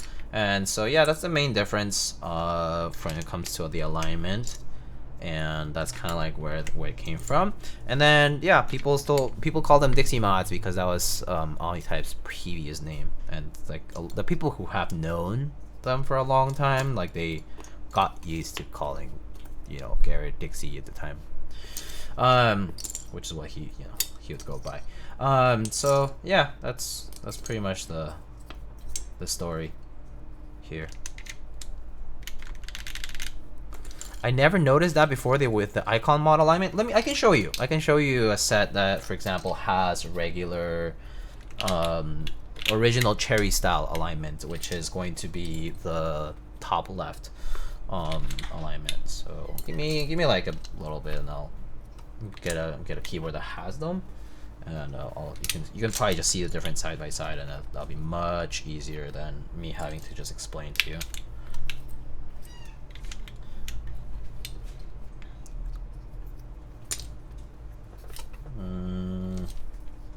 Pipe. Enter. Okay, am I missing? I'm missing those other ones here.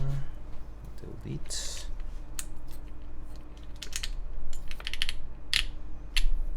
Insert. And then we're missing an arrow key. Here it is. Enter key, we have 3 choices. We have gray, we have teal, and this kind of pink. So you guys can suggest one if you want.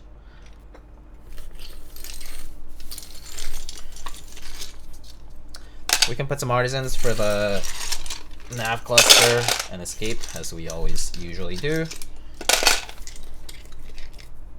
Teal it is. I see a very resounding opinion for teal. So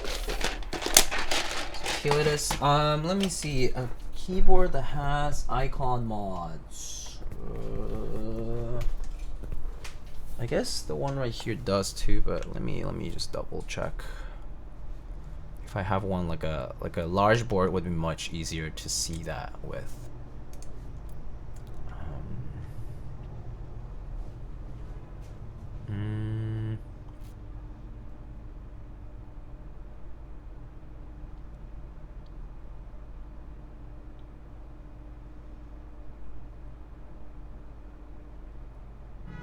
this all, they all have icon plus text.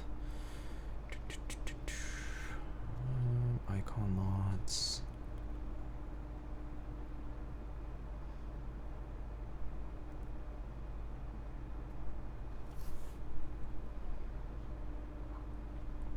Oh, actually,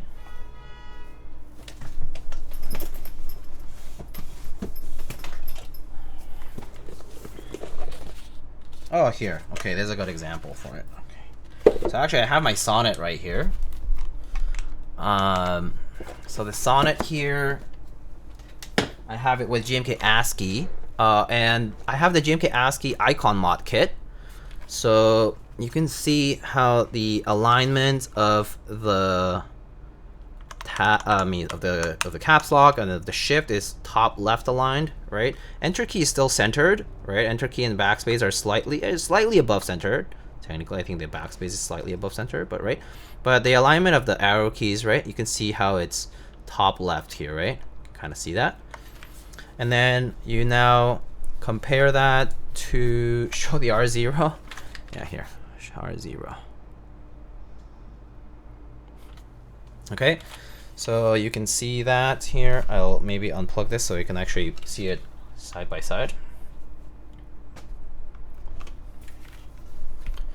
And then here you can see the alignment of the new, what people call Dixie mod / center aligned icon mods, right? So you can see the shift. It's very, very obviously different here, right? These two arrow keys, right? You can also see the arrow keys. This one's slightly lower, and the up arrow and the down arrow, right?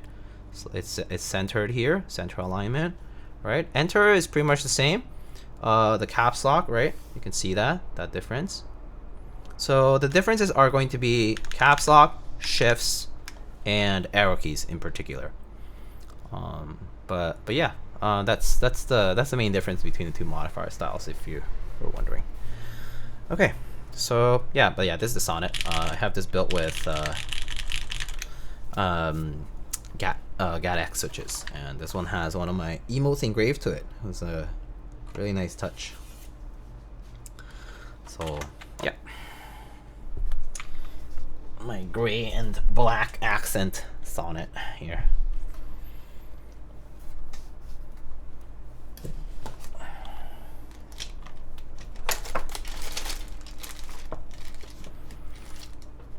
Okay, so let's try this out. Let's put some artisanal caps here. So I think I'm gonna go with, I'm gonna make a few choices. Something gray this time. So maybe I'll do this Totoro bite. Pretty cute. Oh, maybe let's do the Lightning XI Prage. Maybe that'll go on the escape. Oops. Trying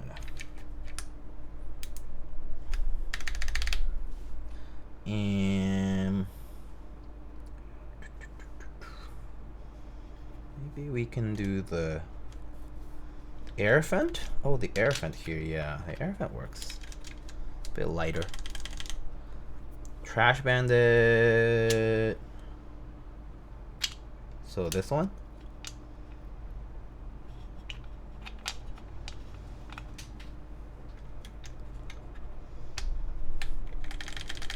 That works.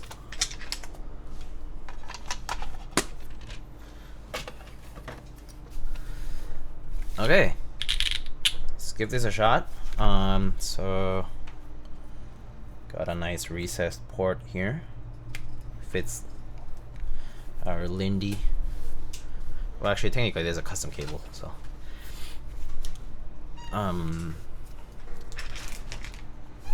Kiwi's asking for his food now. Okay, let's get a typing test thingy up. So let's open up our monkey type. Wait, why is it not showing up? Typing test. There it is. Okay, now let me set up the mic here.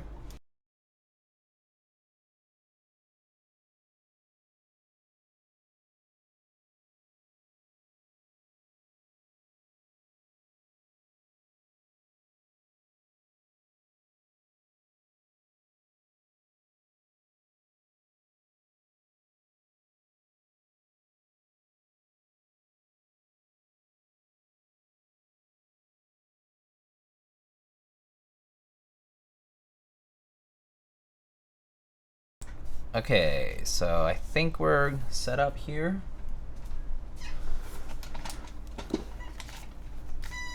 Oh, Kiwi is hungry. Are you gonna feed him? Okay.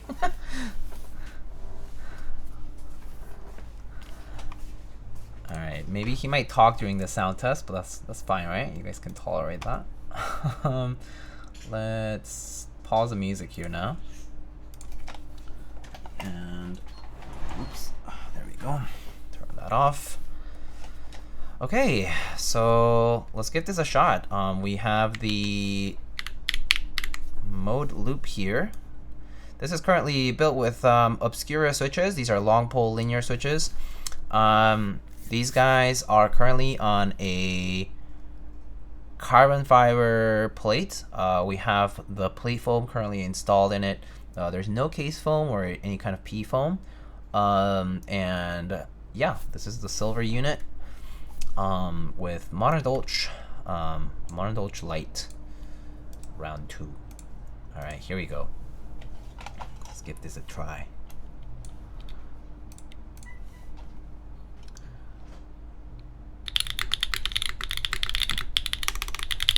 Let's try it again.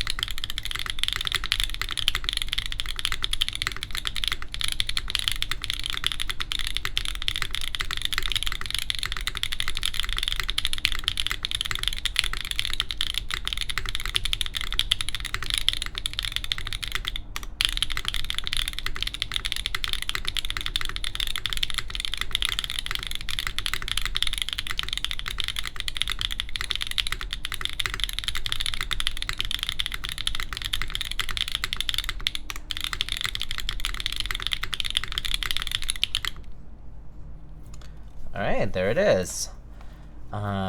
Super bright sound. Honestly, right now I have this like in-ear monitor and it's super loud. So very high pitch. It's a little bit much for me. I think that's part of the reason why for me like long poles just tend to be a little bit more difficult for me. It's mostly the sound is a little bit overbearing, but there's people who really like that sound, so yeah. And let's go through the mods and I can talk about how it feels and whatnot. Just a second. Here goes the mods.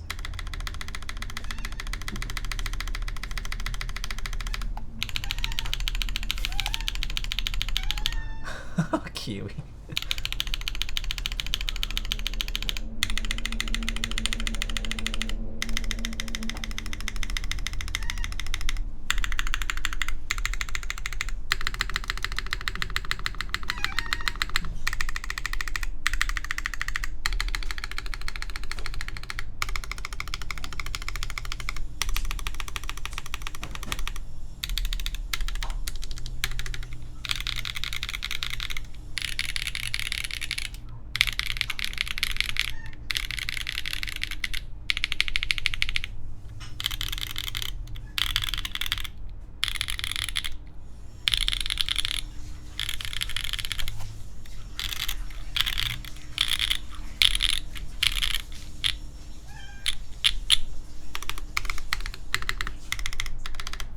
Alright, there it is.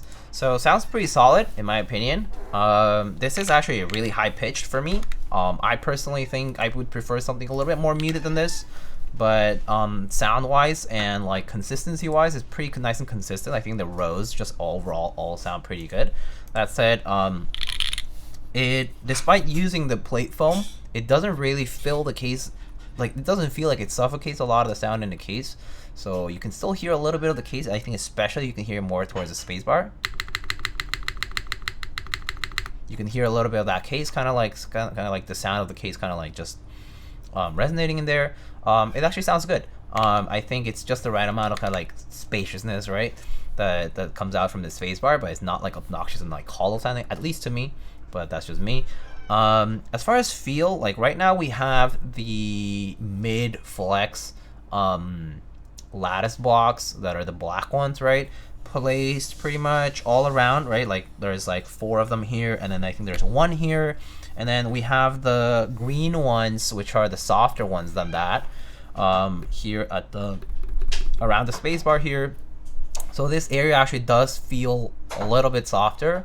I wouldn't say it's not like something like crazy of a difference, but it definitely, you can definitely like feel a little bit of that. But I personally do prefer that. I do like my spacebar to be like a bit more bouncy, soft kind of feeling, instead of like you're hitting against like a brick wall kind of thing.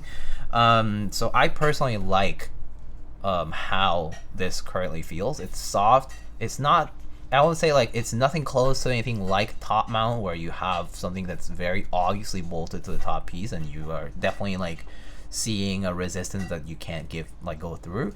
But it definitely feels a little bit more like that isolated gasket sort of feel.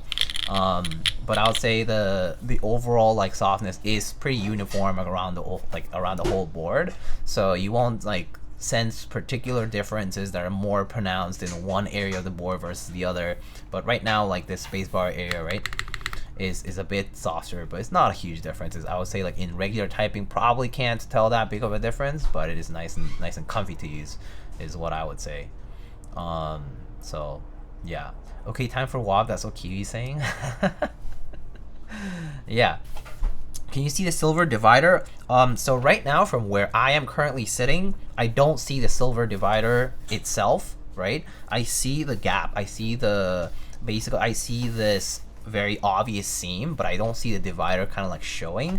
I would say the divider, I'm able to see it if I tilt the board a little bit this way, then I can start seeing it. Obviously, it depends on what the lighting situation is like for you. But so yeah, like if you do tilt it a little bit, you can definitely see the divider there, right? Like kind of right now you see it on the camera here, but obviously that's because the camera's pointed this way. But from my typing perspective, I don't see it. I see an obvious seam for sure. I imagine if this were maybe colored, maybe it could pop, but at least right now, because there's no light being reflected towards me from the but from how shiny that ring piece is right now, I don't really see a shiny metallic piece in between the two top and bottom case pieces. But yeah, I mean, obviously if you do like look at it from the side or look at it from different angles, right, you will like absolutely find yourself looking at that particular accent piece here, right? So in this case, you can obviously see here, right, it's very pronounced, very obvious. So yeah. So let me close that for a second here, right? So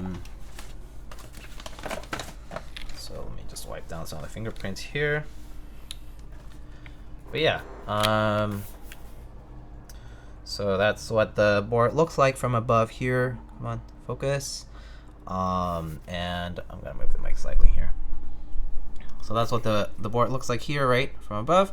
One thing I do notice is that the keycaps, these are GMK caps, so GMK cherry profile caps are slightly recessed. If you didn't know, the stem bottom is not quite in line with the bottom of the walls of the keycaps. So as you can see, the keycaps do kind of sink a little bit into the case. It's a bit more, I think there's some boards that sinking in is a little bit less pronounced, and they're closer to the to the walls of the case itself. So here you can see GMK does sink in a little bit more. So here, if you use like CRP or some PBT sets that don't have a recess stem, they won't really show, like the skirt of the keycaps won't really show. So the design, at least for the loop here, does seem to have it so that even with GMK caps, you do have a little bit of sinking in of the caps, like of the skirt of the caps here into the case. So even if you use PBT or CRP, you won't really have issues, like you won't have gaps showing or anything like that. But it's not overly sunk here into the case that you will would think that the profile is sort of hidden. But yeah, so here's what the side profile looks like, right? Like it's a very obvious accent piece here when you look at it this way, right? And if you want to take a look at the bottom, right, that's what the bottom looks like. I see here a few dust slash, is this fur? Kiwi fur, there we go.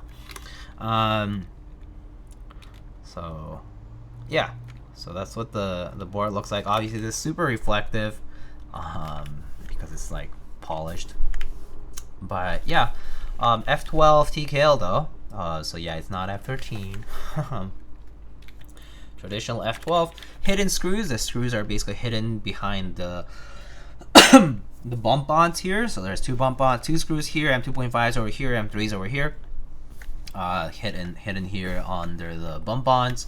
Pretty easy to remove the bump bonds. You know, you just pull like that and you can just put them back in with a friction fit. Easy enough to do. I said easy enough to do. Okay, maybe I'll just have to, yeah, there we go. So yeah, that's basically the loop here. I actually really like the intentional seam thing. I think it's something that we have kind of shied away from for a while in designs of keyboards, is that seams have been considered to be not very good looking. I mean, I think a lot of that does have to do with the fact that maybe you have a seam and you have two slight imperfections in the anodizing that make one piece look different from the other, kind of like two-tone. While it's not intentional, can look a little off, right? Can look a little bit like lower quality or whatever, you know, it's not matched very well. But I think when you have an intentional seam like this, what's nice about it is that you can have two different colors for the cases, or even have slight differences like that, although I think for a lot of the mode boards, I think those differences are very not pronounced. You should be able to, like, you can appreciate the separate pieces, and because it's so intentional, it's very obvious, right? And the accent piece here, like if you have a ring of, like, if you were to have a ring set up differently other than this like shiny one, then you would be able to see something a little bit different. But I mean, I like the concept and I think it's pretty nice. I do like hidden screws like this. I think it's pretty neat. Centered USB port, if you have a concern about that, then yeah, it's just centered USB port. And they do adopt a bit of the design philosophy that, for example, the Tempo and the Sonnet have, right? Where you have the accent piece here at the top. In the case of the Sonnet, right, this accent piece is completely flush, completely flat. It's completely flat to the top of the case. But in the case of the Lube here, you do end up with a little bit of a recess, so you can actually hold things on this accent area here, whereas here it just will roll down, right? So it kind of might serve a double purpose. If you're someone who maybe has a pen or pencil around and you just want to put it there, right? That can serve a double purpose. It's kind of useful. Some people who want that pen rail kind of experience. But yeah, but sounds pretty good.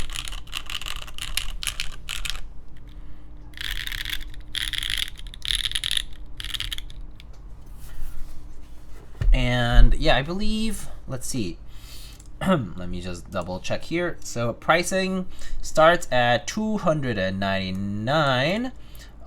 The pricing will be added to the configurator soon, and I believe the Lube TKL here, as I see in the notes, they're going, if you place your order, they're going to be shipping in April. That's only 2 months from now, so that's like a 8 to 10 week, maybe, let's say 8 to 12 week, just to maybe be a little bit more conservative about it.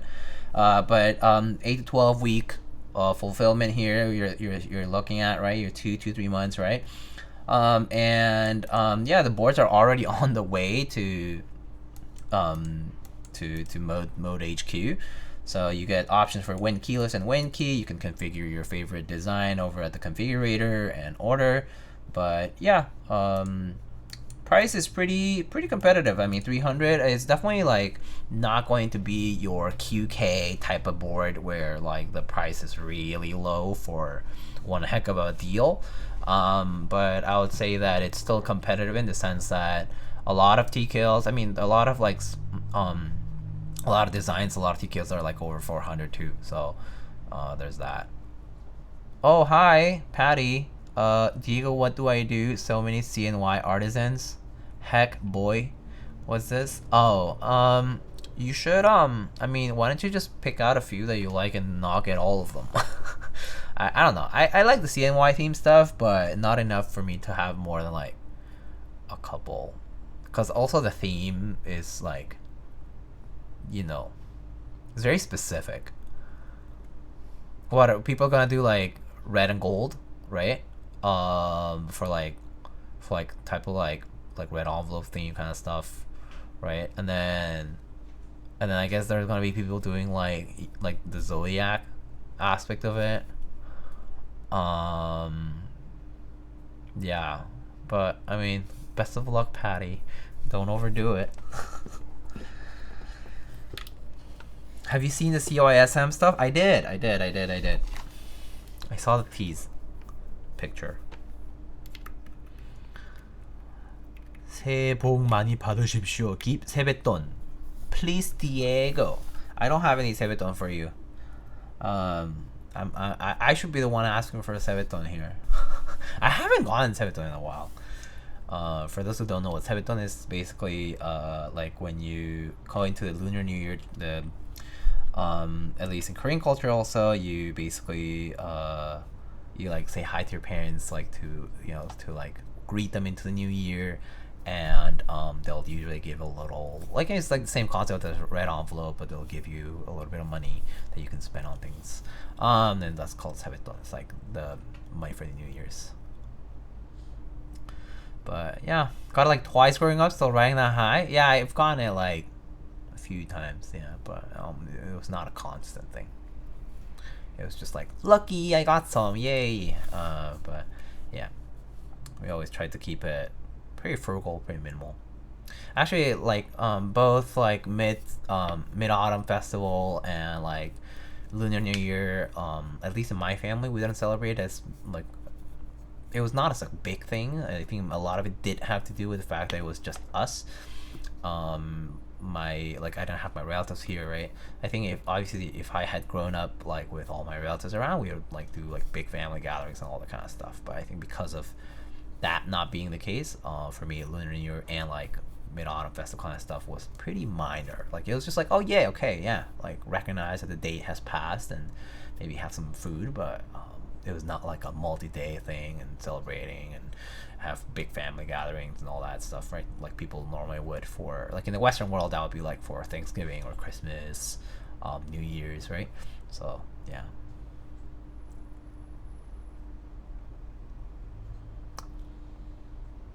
But that's just me. I think, and I think for a lot of folks, growing up, it was a big deal. So it's like the big family thing, right? So yeah.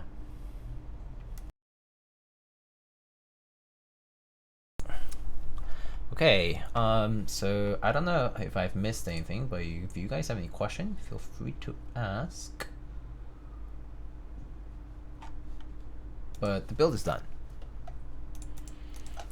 Smaller Eastern families in the West be like that? Yeah, I think that's just the reality. I mean, that applies to a bunch of my friends too, like when I was growing up.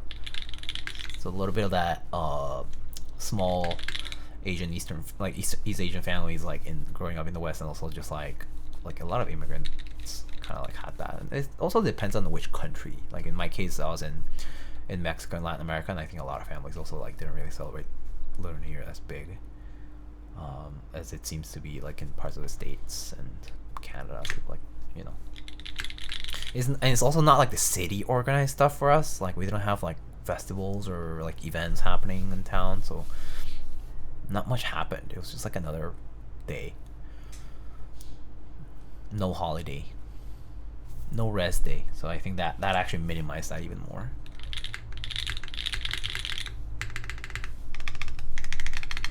The Obscuras actually sound pretty good on this board. I actually really like how the spacebar sounds on this carbon fiber.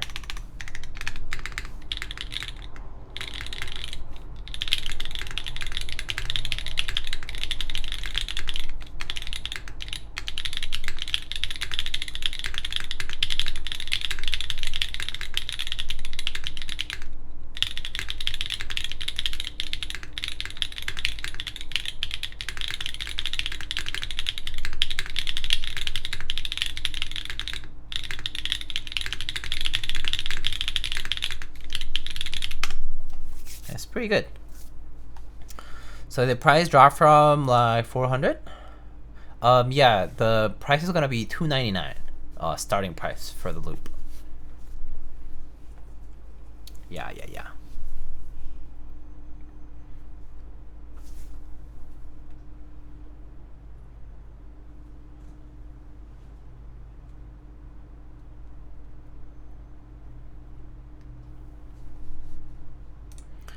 I don't know if it's comparing apples and oranges, but overall, how is it against other modes? I mean, I can bring the ones I have, okay? I don't, so I have here, I have the Lube, I have the Sonnet, I have the Tempo. Let me bring that, one sec. Just for the case, yes, so you would have to supply, actually, do mode boards come with stabs?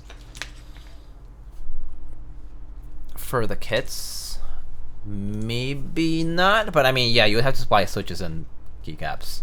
No, I don't think so. No, and I'm just used to the prototype units here, so they usually send a pack of stabs, which helps. But figure not everybody does. So I know some kits like out there like send their own stabs or whatever. But yeah, so you would have to supply switches, stabs, keycaps, and then I guess.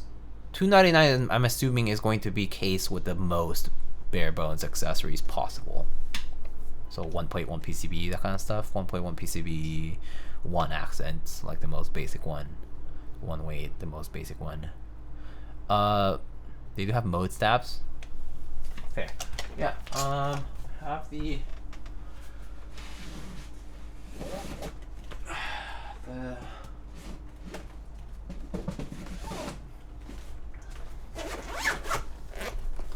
Tempo. So the Tempo is here. The Tempo is a bit different, right? It has this back accent, right? So 60%. I'm biased. I like the Tempo a lot because I love 60%. This one has CRP on it, so it might sound different, but I think it really depends. Like, for example, the Lube, aesthetic wise, it's so much rounder, so you gotta like that first.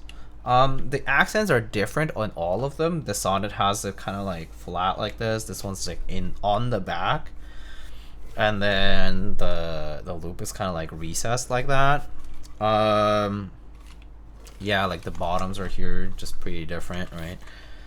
Sonnet's just kind of flat. Lube is also like flat, but it has this like these round bonbons, right? Just different look overall here that you're thinking about. I would say like the 80, right? The TKL, that the one from before, is gonna be more like in line with the aesthetic of these two boards. More like maybe like more like the Sonnet perhaps. But yeah, I think as far as like typing wise, actually, yeah, they're all different. This one has like isolation top, right? Mount, I think, is what I currently have it on, and it's a lot like sturdier in terms of typing feel. But that's you can change plate and you can change mounting style for that. This one is gonna use the lattice block mount, like similar to the Envoy, right? So this one is a lot more like kind of like it has a lot more flexiness, a lot more movement to it, depending on what blocks you decide to use. But I would say, like, comparing, if you have an Envoy, if you've tried an Envoy, the Envoy and the Tempo are pretty similar to one another. So yeah, you can actually kind of compare based on that too. You can have a Tempo or an Envoy, they'll compare pretty similarly. In the case of the Lube, I would say like it's a larger board, so I feel like the softness is a bit more spread out. Like in the sturdiness of the like typing feel is a bit more spread out. I think overall TKLs tend to feel a little bit softer, just because the mounting points are a bit split far away from each other. That said, right now, for example, I have these softer blocks here at the spacebar, which makes the spacebar feel a little bit softer. That said, I mean these are softer. Actually, no, this one's much more sturdy feeling than these guys. Any lube brand advice? My current lube dried quick. I personally use Crytox 205 grade 0 for everything. As far as stabilizers go, for switches 205G0, you can use 32 Tribos 3204, and I think Durock recommends like Carbon GS1, GS2, right? But there's those options too. I think those ones are supplied by Kinetic Labs. But yeah, lube is censored? I don't think so.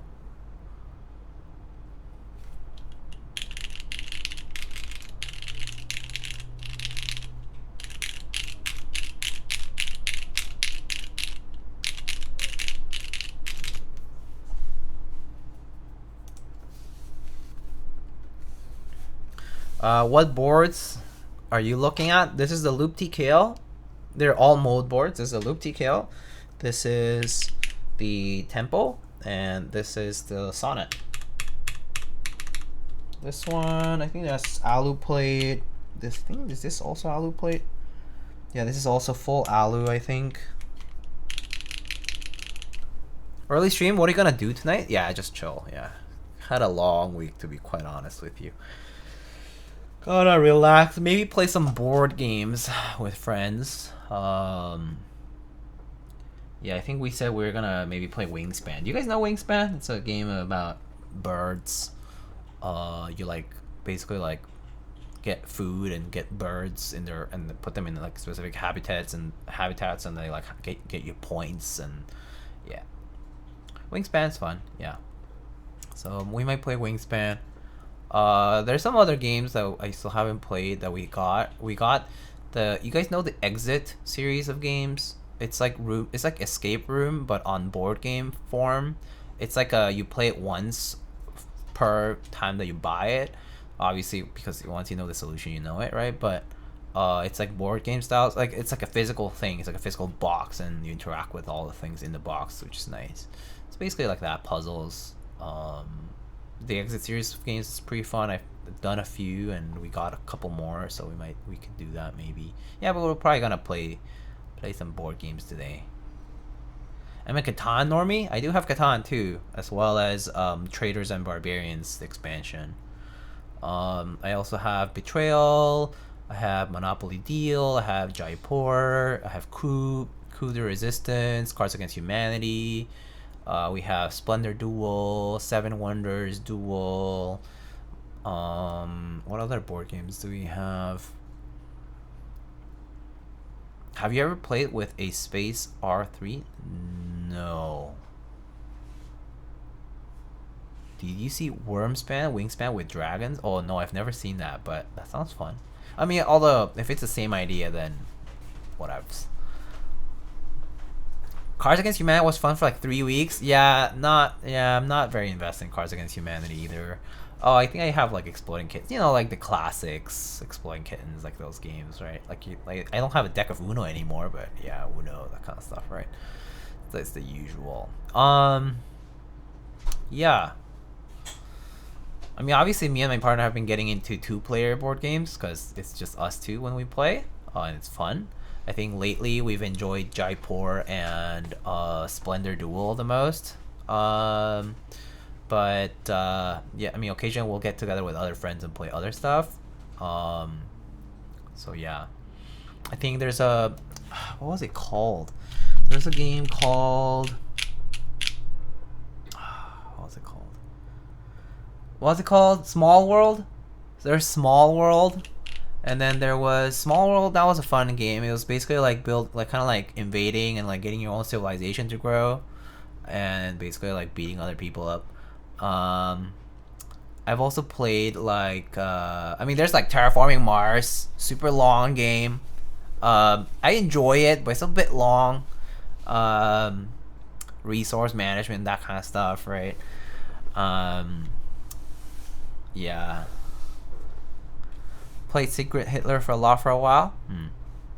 Yeah, I mean, deception games, honestly, for me, get old after a bit. Once you kind of realize how certain people act in a particular party of, like, a group of people for board games, once you know how they are in general, deception games for me get really old really quickly.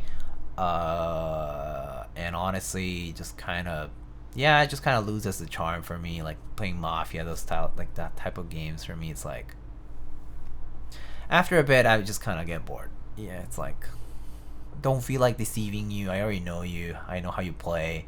Maybe you play dirty, maybe you don't, but I like playing more like strategy games or games that involve a mix of skill and luck. Yeah. Yep. Hi Diego, I missed stream. Can you do another build? No. Oh! Do you guys want to see something kind of cool? I got this in the mail, but I'm borrowing it from somebody.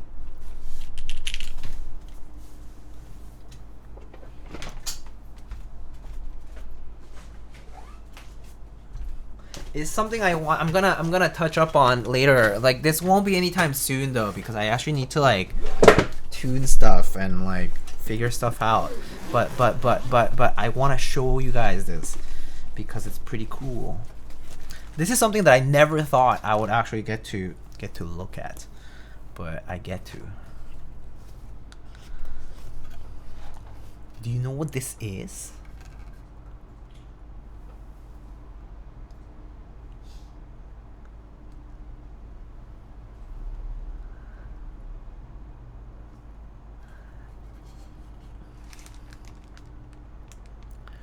Sheesh. It's where's Poggert? LZRE. Very expensive aftermarket. But I'll get to check this out at some point. Comes with its good old Phillips screws and switch top openable plate. It looks like an Alps plate.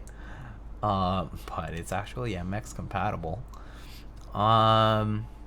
Yeah, pretty neat. But yeah, I'll get to check this out at some point. Do need to check switches and other things I was asked to check out. But yeah, this is a friend's, and I get to borrow it for a little bit. So thanks to big shout out. The anodizing is a little subpar, to be quite honest. You can see a little bit of banding in the back there. You can kind of see it. See it right there at the edge, and here in the middle of that slope you can kind of see a little bit of banding. It's, you know, bits of inconsistencies here and there. Good old Korean custom. Older anodizing, but yeah, it's okay. It's not very heavy actually. This is maybe a couple of kilos, not very heavy. But yeah, check that out at some point. Probably not anytime soon. I have a bunch of other builds coming up. I have like a derivative build coming up. I have the Albatross. It's gonna be this Sunday before the Super Bowl. I'm building the Albatross TKL. They sent it like just now, and so I'm supposed to receive it like tomorrow. And obviously if it's late, then I have to push it back. But the current schedule, we're building the Albatross TKL from Ikigai at, I think it was 3 p.m. on Sunday. So we'll build it right before the Super Bowl. Yeah. You mean the Usher show? Do you get one? No, it's not mine. It's not mine, Funzy. I'm borrowing it. I am borrowing it just to do a build on it. I'm basically building it for somebody, essentially, but it's somebody else's. It's not mine. Borrow. I might keep it forever. Can we watch Jungkook and Usher live on stream? Oh my gosh. I'm a Ravens fan. I'm Sag. Oh. Alright, anyway. That's pretty much all I got for today.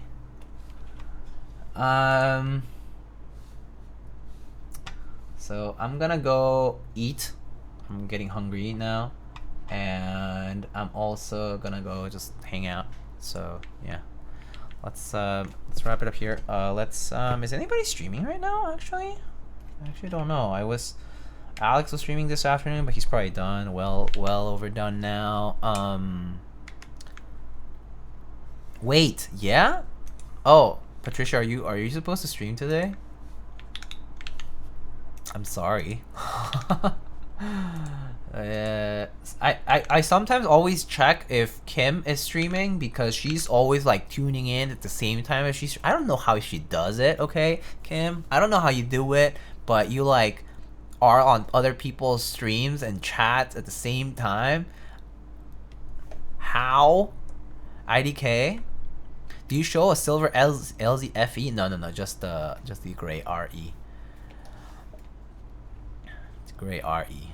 Yeah, win keyless. Okay, yeah, we can go raid Mr. Extra Prius. Please. He's building a FLX Virgo. The power of ADHD? Fear. Yeah, Ari has a badge. Alright, Mr. Extra Prius, please. I don't want to see Avo anymore. Okay, sounds good. Let's do a raid message inspired by Avo. WAP on silver sucks. Silver on beige is the way.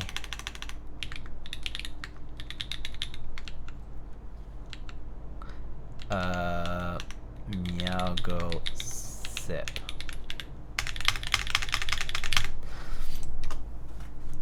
I mean, wait, no, it's beige on silver. My bad. It's beige on silver. Silver and beige. Or let's just say silver and beige is the way. There we go.